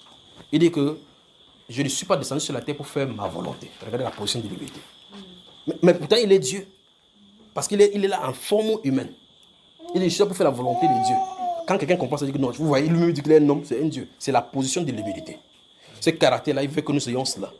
Que vous soyez là-bas en tant que serviteur de quelqu'un. Qu'on n'ait pas honte de dire de lui, de parler de lui.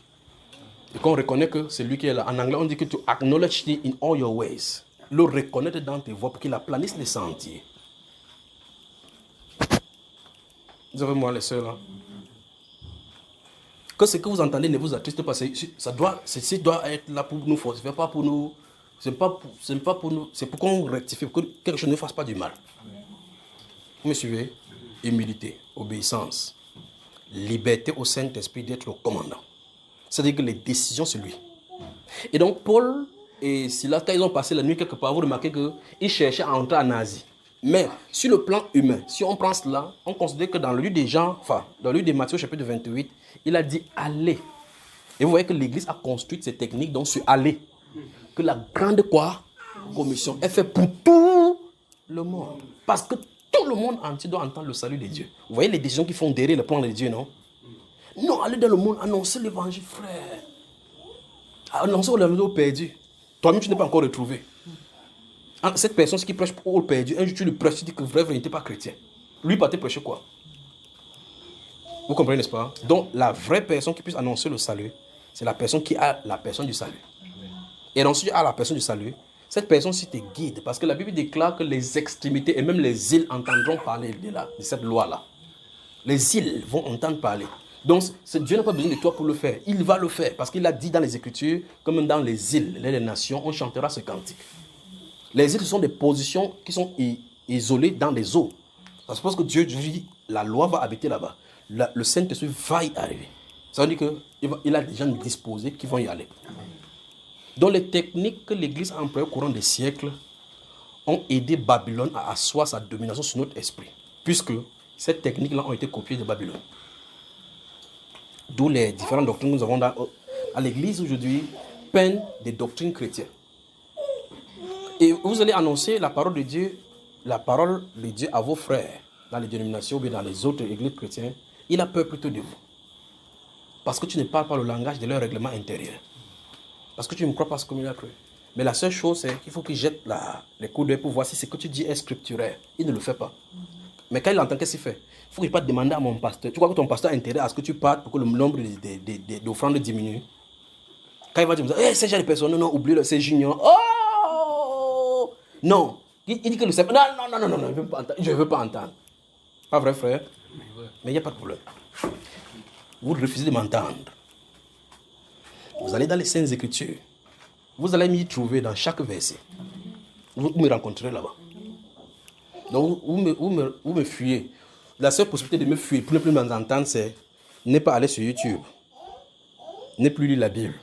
Vous allez sur YouTube, vous allez vouloir cliquer quelque chose, ça va sortir. Bamba, il va. Ça va sortir. Bamba, parce que vous entendez la voix, que la voix, ça me dit quelque chose, en entendant que tu as entendu.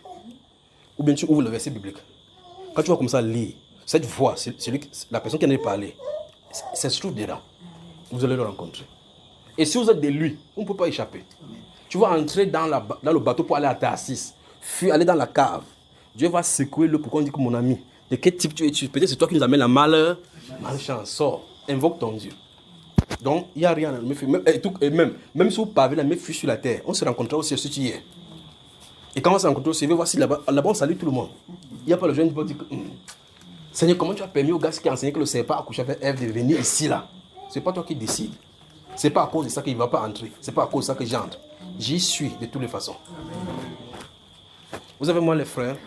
Alors donc le Seigneur, notre Dieu, veut que nous comprenions que dans le temps de l'Église actuelle, qui est la dernière, et vous pouvez voir ça dans l'appel à la repentance du Seigneur, l'Apocalypse chapitre 3. Je me tiens à la porte et j'invoque. Si quelqu'un entend ma voix ou j'entrerai chez lui, je souperai avec lui et lui avec moi. Aie donc du zèle et répands-toi. Le Seigneur veut. Celui qui vaincra sera assis avec moi. Alors quand vous voyez que quand le Saint-Esprit invite les gens de cette façon-ci, c'est parce qu'il désire faire place. Qu'on lui fasse place. Paul prie. Il veut entrer à Éphèse, on refuse. Il arrive en Asie, il veut entrer à tel endroit. Le Saint-Esprit refuse. On dit l'Esprit de Jésus ne le permet pas. Vous comprenez? Paul voulait annoncer l'évangile, non? Parce qu'il est porteur. La loi lui dit, la loi de l'Esprit lui dit qu'il est le porteur de lumière vers les nations. Là, se trouve une partie des nations à Éphèse, pas vrai? Mais ce n'est pas le moment. Vous voyez de quoi ils sont de parler depuis. Donc, vous pouvez même être bon pour quelque chose, mais il faut le temps. Donc, ce n'est pas le temps pour l'Asie, ce n'est pas le temps pour Éphèse. Le moment venu pour l'Éphèse, il est allé à l'Éphèse. Donc, ça veut dire que et vous voyez que chaque fois, il cherche la volonté. Il n'a pas forcé à y aller, parce qu'il pouvait aller forcer et y aller. Et parler même des dianes des Éphésiens, parler de telle ou telle chose là-bas, parler de tout, démontrer tout cela que c'est bien. Mais qu'on n'aura aucun impact sur la transformation de la vie intérieure. Il pourrait donc dire les choses. Vous voyez dans 1 Corinthiens chapitre 2 où il dit que mes prédications, mon discours et mes prédications ne reposaient pas sur les discours persuasifs, mais sur une démonstration d'esprit et de puissance, afin que votre foi ne fût pas fondée sur la sagesse de l'homme, mais sur la puissance de Dieu. Bon, Dieu te dit de ne pas aller, et tu pars. Tu vas faire comment pour qu'il se manifeste? Vous comprenez cela? Voilà. Donc, vous voyez pourquoi c'est lié à cela. C'est lié à l'humilité et à l'obéissance. Parce que si vous êtes humble, vous allez vous soumettre à Dieu. Si vous êtes obéissant, vous allez vous soumettre à sa voix pour que ce soit lui qui fasse. Ça veut dire quoi? Ça veut dire que tu peux avoir un don de guérison. Et quelqu'un vient te dire, oh, on pleure, oh Seigneur, dans ton cœur tu pries. Seigneur, dois-je faire? Que dois-je faire? Parce qu'il y a des guérisons où tu dis seulement à la personne, va, tu es guéri. Amen. N'est-ce pas ça la Bible, frère? Amen. Eh bien, la personne se dit que j'attendais que je vienne. Il met la main sur moi, il prie. Mon pied, si tu ne peux pas savoir, c'est comme si c'est le serpent qui fait les courses à l'intérieur. Il fallait qu'il tape le serpent. J'ai déjà vu un pasteur à la télévision. Il tape comme ça, il envoie la main sur toi, il tape sur tes pieds, le serpent sort par le bas. Si tu savais comme ça, pourquoi ne pas faire? Vous voyez que ce n'est pas le fait de taper comme ça qu'il le fait. Il faut que quelqu'un soit à l'intérieur de la personne qui a dû le faire pour faire sortir la personne qui est à l'intérieur de toi, pas vrai? Voilà. C'est cette personne qui est à l'intérieur, donc justement, qui doit commander. C'est-à-dire, Dieu n'agit pas en série et de façon monotone. Il n'agit pas en série. Comme il a imposé la main à telle personne, il a fait telle chose, c'est pas comme ça qu'il fera pour toi. Vous remarquez l'achoppement qu'a eu Naaman, le Syrien, quand il est venu voir Élisée, le prophète. Dis-lui, il ne l'a même pas rencontré. Hein. Dans son rencontre, donc, diplomatiquement parlant, ça n'a pas de sens. Un grand général, l'adjoint du roi, que c'est celui qui veut venir, c'est ça que tout le monde va dire que non. Le premier ministre est venu dans notre église. Ça devient un privilège de publicitaire. Il envoie Géasi, le cadoteur, va dire à Naaman qui parle la vie là-bas. Mais, remarquez bien le cœur de Naaman. Et vous comparez ça avec le mot humilité. Mais, c'est quel manque de respect comme ça là. Il me prend même pour qui? Un compagnon comme ça là. Donc il y avait les eaux là-bas en Syrie, même plus pro. Il venait juste me laver dans l'eau du Jourdain. Et puis vous voyez quelqu'un vient. Ah, on part ici. Bon, si c'est lavé en Syrie, il nage souvent dans ses piscines. Quand il avait nagé, ça a enlevé la lèpre. Quelqu'un vient vers lui et dit, mais maître, si tu avais demandé quelque chose, voici les chameaux qu'on a apportés avec l'or. Il n'a même pas demandé ça. Il n'a pas demandé que tu cours autour de la rivière. Il a seulement demandé que tu ne peux pas faire cela. Ça te coûte qu'on a venu jusqu'ici. Fais seulement. Ça ne va pas, tu sauras de quoi il est question. Le roi d'abord, quand il a entendu, vous savez que les diplomates font ça avec les diplomates, quand ils vont donner les lettres de créance. Quand le roi de Syrie a écrit que, roi d'Israël, écoute-moi bien, quand tu vas voir cette lettre-ci, je t'envoie Naaman le Syrien pour que tu le guérisses sa lèpre. Un roi guérit les lèpres, frère. L'autre roi a pris, il a dit, ah. Il a dit en bas, que hapa. Il dit que vous voyez que le type s'est allé chercher le problème. Pourquoi s'il est guéri par la lèpre, il déclenche la guerre. Il est roi, mais il y a un guérisseur à l'intérieur. Pendant qu'il fait comme cela, Dieu dit à l'autre, Dieu lui dit de descendre pour qu'il sache qu'ici en Israël, il y a un Dieu. Dieu dit d'aller se laver là-bas. Donc Dieu donne la direction là où il s'attendait le moins. En tout cas, sa parole lui-même dit de quoi et ce qu'il attendait. Il dit, mais je pensais que quand il est venu, il devait faire une trappe, il met une tapis rouge comme normalement on le fait pour tout le monde. Et quand on arrive là-bas, de l'autre bout du tissu, il met canal 2 avec équinoxe quelque part, il agite les mains à gauche et à droite, et la lèvre va disparaître. Donc tu as des techniques pour guérir. Si tu as des techniques pour guérir, place quelqu'un devant toi, il fait comme ça, la lèpre, elle ne peut pas. Ce n'est pas la main agitée qui fait. Ce n'est pas la personne qui fait, c'est le Dieu qui guérit, le Dieu qui est Rapha, qui le guérit. Vous me suivez? Dans le livre d'Exode, chapitre 15, le verset 26, il dit qu'il ne permettra pas, il ne frappera pas d'aucun des flots qu'il a frappé l'Égypte. Donc il frappe et il guérit. Il tue et il donne la vie. Vous savez moi, le frère? Parce qu'il est le Dieu qui guérit. Et puis le gars a trompé comme ça, là, dans sa tête. Là, Dieu ne veut même plus sa foi. Il a plongé dans sa cœur, Élisée. On t'appelle comment? Si je sors ici, je ne suis pas à la lèvre. Le ridicule que tu as fait sur moi. Parce que la science, il y a quoi dans le Jourdain là qui gratte les lèpres sur les gens. Et on dit que plonge par là, il plonge une fois que il dit voisin c'est sorti, il dit non, quoi. 2 c'est sorti, non. Puis la Bible déclare au 7e fois, son corps était redevenu comme pour un bébé. Amen. Qu'est-ce? Le Saint-Esprit donnant la direction. Jésus, dans Luc chapitre 17, a-t-il dit aux lépreux d'aller se laver pour être guéris de leur lèpre? Est-ce qu'il a dit cela? Il dit, allez donner l'offrande au sacrificateur, allez à Silo, allez donner l'offrande au sacrificateur, tel que c'est prévu dans la loi des Moïse. En partant, ils étaient combien? Vous êtes avec moi ou bien je pars? Ils étaient 10. Pendant qu'ils partent, qu'est-ce qui s'est passé pour que la lèpre les quitte? Quelqu'un a-t-il prié? On a proclamé le nom de Jésus. Il partait tout simplement. Et puis la Dieu c'est sorti sur eux. La Bible dit que se trouvait guéri. Pas vrai? Bon, je prends ce cas de la lèpre. L'autre s'est lavé dans l'eau. L'autre partait seulement. Ils ont été guéris, pas vrai? Alors je pose la question, comment Dieu guérit-il la lèpre? Comme il veut, quand il veut, selon sa guise. Donc maintenant, s'il dit maintenant que, comme je vais la lèpre, il faut qu'il parte au Jourdain pour me laver. Dieu t'a-t-il donné l'ordre? Donc vous voyez qu'on a des problèmes. Donc, il sont de prendre ceci, il veut insister sur ça, pour qu'on puisse savoir comment se laisser entre les mains du Saint-Esprit. C'est l'une des choses les plus difficiles ici. Parce que très souvent, les compassions humaines et la soif de la gloire de se montrer, faire que dans un qu'on veut faire les choses à la place du Saint-Esprit. Ces choses m'ont coûté beaucoup de choses au courant des années. Vous me suivez, frère? Regardez bien, je vais vous dire. Il fut une année, il y avait une femme qui m'a contacté. Je crois que c'est 5 ans maintenant. Elle contacte. Elle me dit, frère, il y a mon compte qui est bloqué à tel endroit, il y a mon compte qui est bloqué à tel endroit. Je l'observe. Il dit, lis tel verset. Le verset ne parle pas de compte bloqué. Pour ne pas frustrer, s'il lui dit, je ne suis pas appelé à faire cela pour toi. Il y a autre chose que Dieu t'attend. Elle ne comprendra pas. Il dit, lis, elle lit. Un jour, je vais vous montrer la lettre de ce jour. Un jour, elle a écrit, je prends ça, j'archive, parce qu'on ne comprend pas ces choses. Ils ont l'habitude d'aller chez les marabouts pour trouver des solutions. Ils ont l'habitude d'aller faire vers les gens pour qu'on le pasteur, on prie pour eux automatiquement. Mais je ne peux pas fonctionner comme ça. Après, elle m'a écrit, elle dit que non. Depuis, elle ne voit pas que j'ai le pasteur, elle ne prie pas pour les fidèles. Subitement, quand elle a quitté, un mois après, Dieu m'a commencé à me permettre de prier aux gens au travers des écrans. Je veux que vous compreniez ceci. C'est-à-dire que cette femme-ci a pris la décision que depuis qu'elle est avec moi, je parle avec elle sur l'écran, je ne prie pas pour elle. Vous me comprenez? Elle dit que je ne prie pas pour elle. Comment se fait que je prie? Pour l'être humain. Viens ici mon garçon. Viens. Regardez ce garçon-ci. Il a des problèmes. Il vient vers moi. Il dit que parents, prie pour moi. Viens. Il dit ok, va, j'ai compris. Je vais prier pour lui. L'être humain maintenant, les chrétiens en particulier qui n'ont pas compris ces choses-ci, il voudrait que tu pries, il entend. Quand tu pries, il dit Amen. Quand il dit Amen, jusqu'à ce qu'il fait la main comme ça. Ce n'est pas ça qui fait qu'il y ait accès chez Dieu.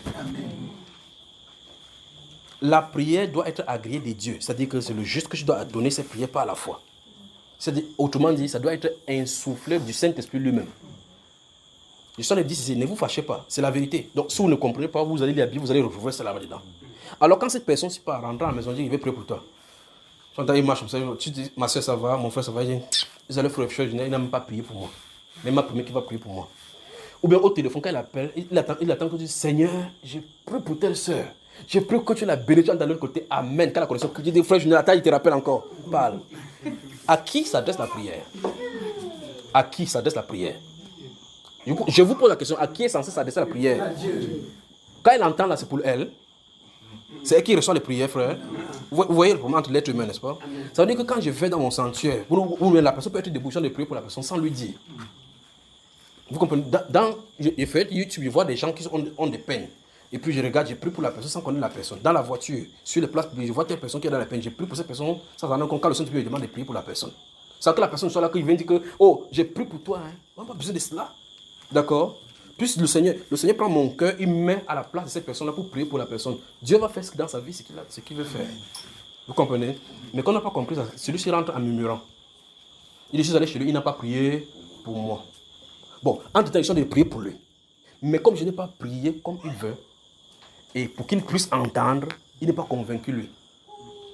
Voici donc le problème que nous avons, les chrétiens. Et donc cette femme-là m'a écrit, elle a dit, donc c'est la dernière fois, donc je voulais être sincère avec toi. Je me retire vraiment parce que je ne vois pas quand j'ai un pasteur qui ne prie pas pour les brebis. Il dit, ma soeur, okay, si tu prends la décision sur le Saint-Esprit, puisse le Seigneur te bénir. Je ne lui ai jamais rien dit pour cela. Quand il est parti, un mois après, Dieu a dit, maintenant je donne l'opportunité de prier pour les gens à l'extérieur, à partir des écrans, je vais les toucher. Vous voyez où ça se trouve, frère? Et puis les gens sont surpris qu'il peut prier pour quelqu'un sur Skype, il peut prier ici, il peut prier par téléphone, il peut prier par ici. Il croit que c'est moi qui le fais, que prie pour moi. Et même, si tu es encore là-bas, c'est encore lui qui doit dire prie.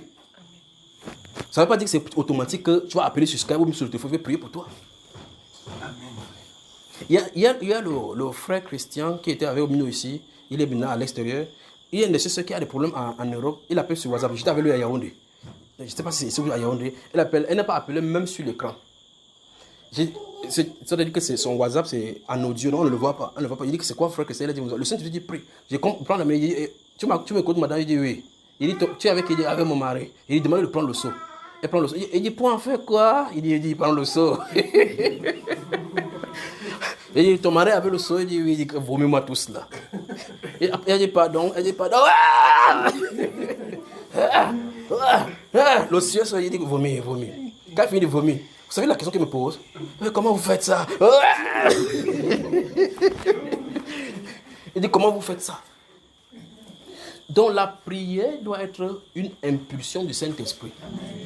Pas classer les paroles pour que ce soit biblique. C'est pas ça. Vous pouvez classer les paroles sur biblique, mais Dieu n'écoute même pas. Amen. Vous pensez que dans le livre d'Ésaïe, quand les cantiques que les gens se célébraient, ce n'était pas le cantique de Dieu? Il dit qu'on joigne quoi à la solennité? Il y a des choses qui sont mélangées à la solennité que Dieu ne... Ça fait grand... Il dit, éloignez de moi des bruits de vos cantiques. Il chantait les louanges de Dieu. Mais il y a des choses qui étaient initiées, qui étaient insérées, qui n'étaient pas de la pratique du cœur, n'étaient pas conformes à la pratique de l'extérieur. Et par contre, quand Dieu rejette cela, donc un cœur qui prie normalement par le Saint-Esprit doit prier sur la conduite du Saint-Esprit. Et c'est cette prière de la conduite du Saint-Esprit qui est agréée de Dieu. Parce que Dieu ne retourne à lui que ce qui vient de lui. Vous m'avez suivi? Je recommence ce qu'il dit. Si vous me suivez, j'ai dit, vous ne pouvez pas aimer un homme plus que Dieu. Tout ce que vous pouvez dire à un homme au plus, qui est plus très grand, c'est que je t'aime. Pour encore plus soutenir la personne, pour dire beaucoup de courage, que Dieu t'aide. Ce que vous pouvez faire, ôter la souffrance, ôter les douleurs, vous ne pouvez pas le faire. D'accord? Mais maintenant, si le Seigneur accorde donc la grâce que quelqu'un le fasse, cette grâce est sur la conduite du Saint-Esprit.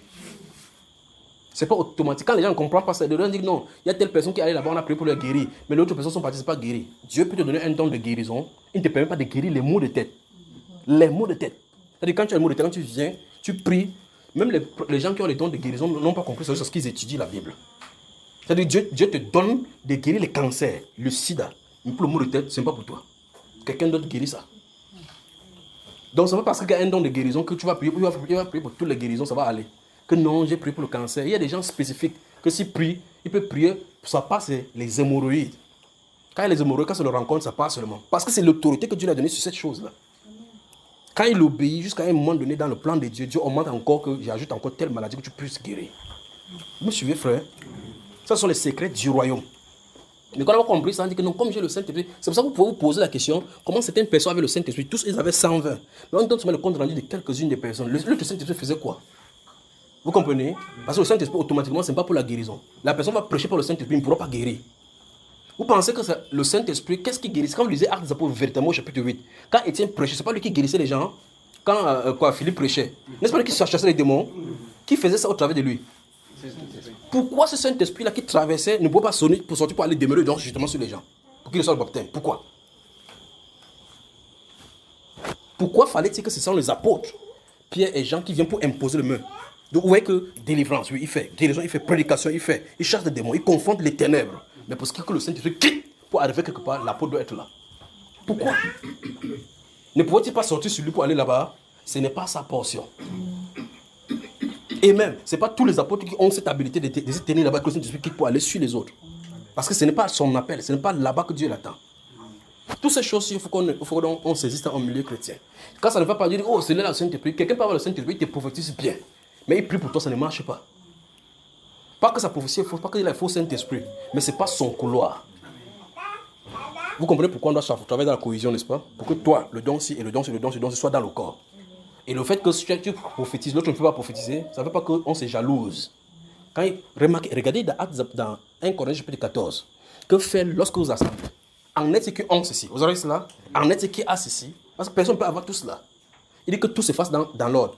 Que l'autre fait telle chose, l'autre fait telle chose, l'autre fait telle chose. S'il y a 2 ou 3 qui ont des révélations, que l'autre se tait et que l'autre parle. L'autre qui parle, on n'est pas pour jalouser, que non. Il faut que nous tous nous avons des relations. Si vous faites ça, vous êtes dans le camp de Corée.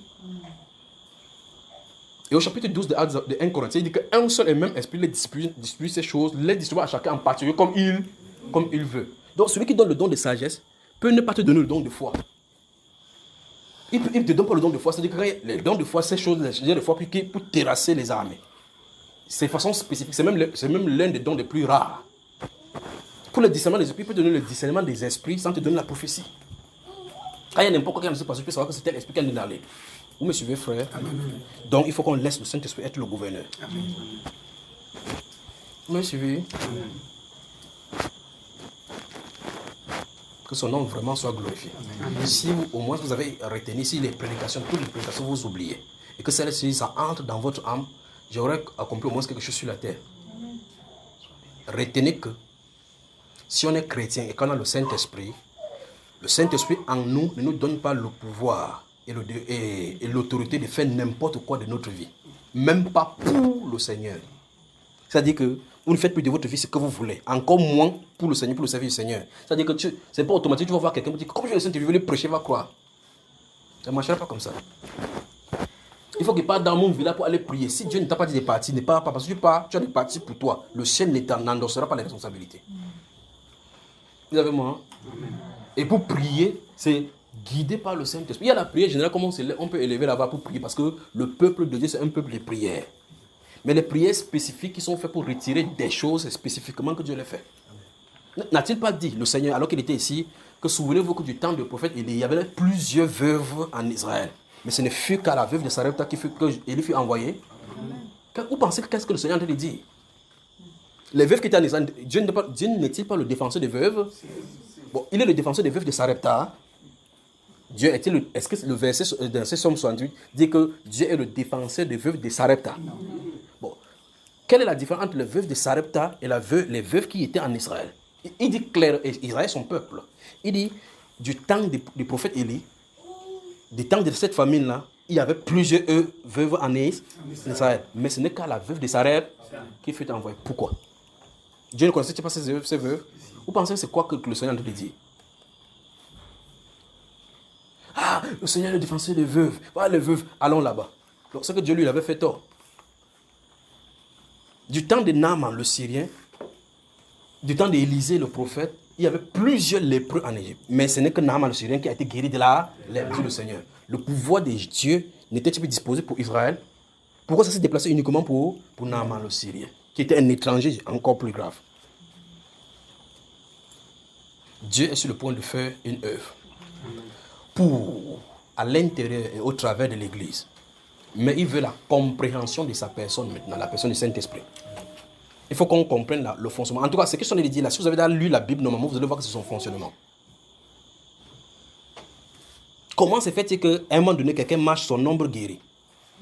À un moment donné, son ombre ne guérit pas. Bon, c'est lui qui a décidé que son ombre guérit. Les gens se sont rendus compte quand il est passé comme ça, là, il y avait cette puissance-là qu'il avait couvert. Ça guérissait les gens. Combien de personnes dans la Bible, Jésus ont touché Jésus et puis le sang a coulé. Le sang a arrêté de couler. Combien? Pendant que cette femme-là a touché comme ça, c'est elle qui avait ce problème qui lui a demandé de toucher. Mais avant qu'elle ne touche, quelqu'un d'autre avait touché pour avoir ces guérisons. Quelle limite? Ne voyez-vous pas que c'est le Saint-Esprit qui est derrière, frère? N'imitons pas. Si nous avons à imiter, c'est le modèle de la foi de la Bible. Ne nous ennuyons pas en nous disgraçant les uns les autres, en nous insultant et en nous enviant, portant envie les uns les autres à cause des grâces et des différents dons que Dieu nous a accordés. Si Dieu, il y a assez d'espace chez Dieu.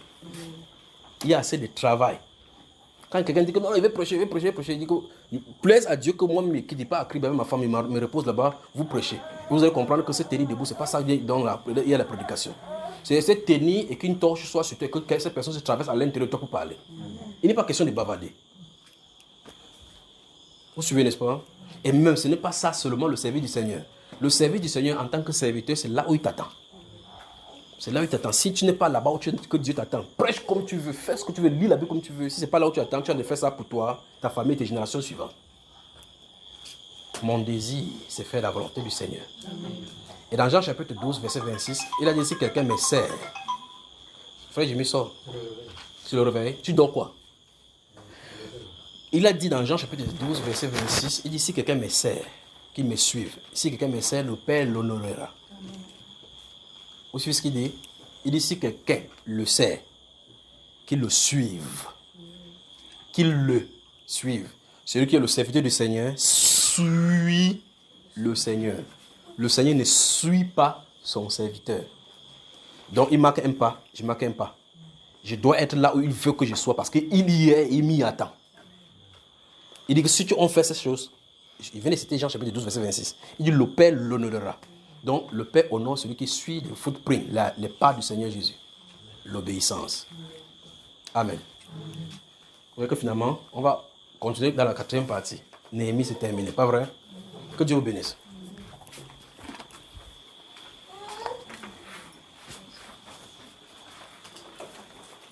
Ça va mon garçon?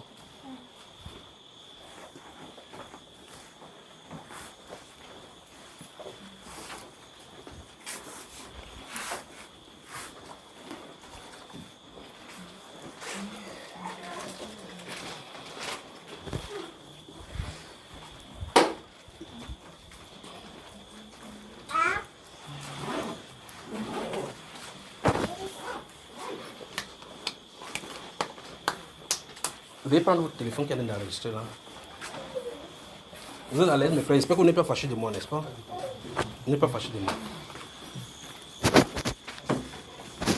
Samedi, au plaisir au Seigneur, samedi 16h, je serai ici où nous allons continuer avec Néhémie. Nous sommes au verset 6 du chapitre 1, c'est ça?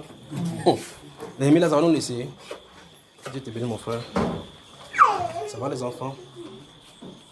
Ça va?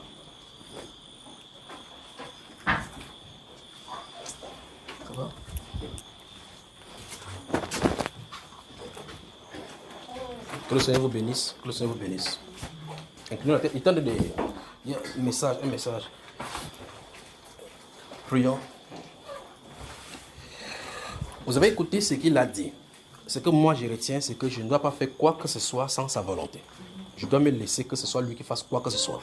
Autrement dit, dans mes prières, je vais toujours dire, Seigneur, que ce que je dois faire soit conforme à ta volonté. Donne-moi que si je vais faire n'importe quoi, si ce n'est pas ta volonté, tu puisses bloquer. Vous voyez cela, n'est-ce pas? Ce que je dois faire, c'est de regarder chaque fois, chaque étape de ma vie, pour voir si je suis dans l'obéissance à sa parole. Ce que je dois faire, c'est pour regarder si mon comportement, mes sentiments sont en étroite relation avec l'humilité, le caractère de Christ. Alors, je vous invite maintenant, de vous soumettre à lui maintenant et lui adresser la parole selon que vous avez écouté de lui. Que Dieu vous bénisse, qu'il vous conduise.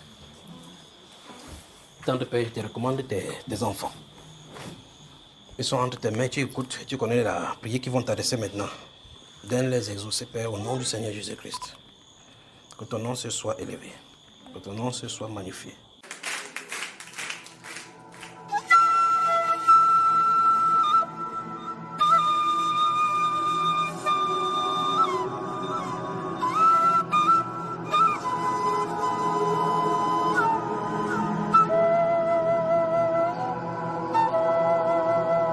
Il y aura en divers endroits des tremblements de terre. Vous entendrez parler de guerre et de bruit de guerre. Lorsque vous verrez ces choses arriver, gardez-vous d'être troublés.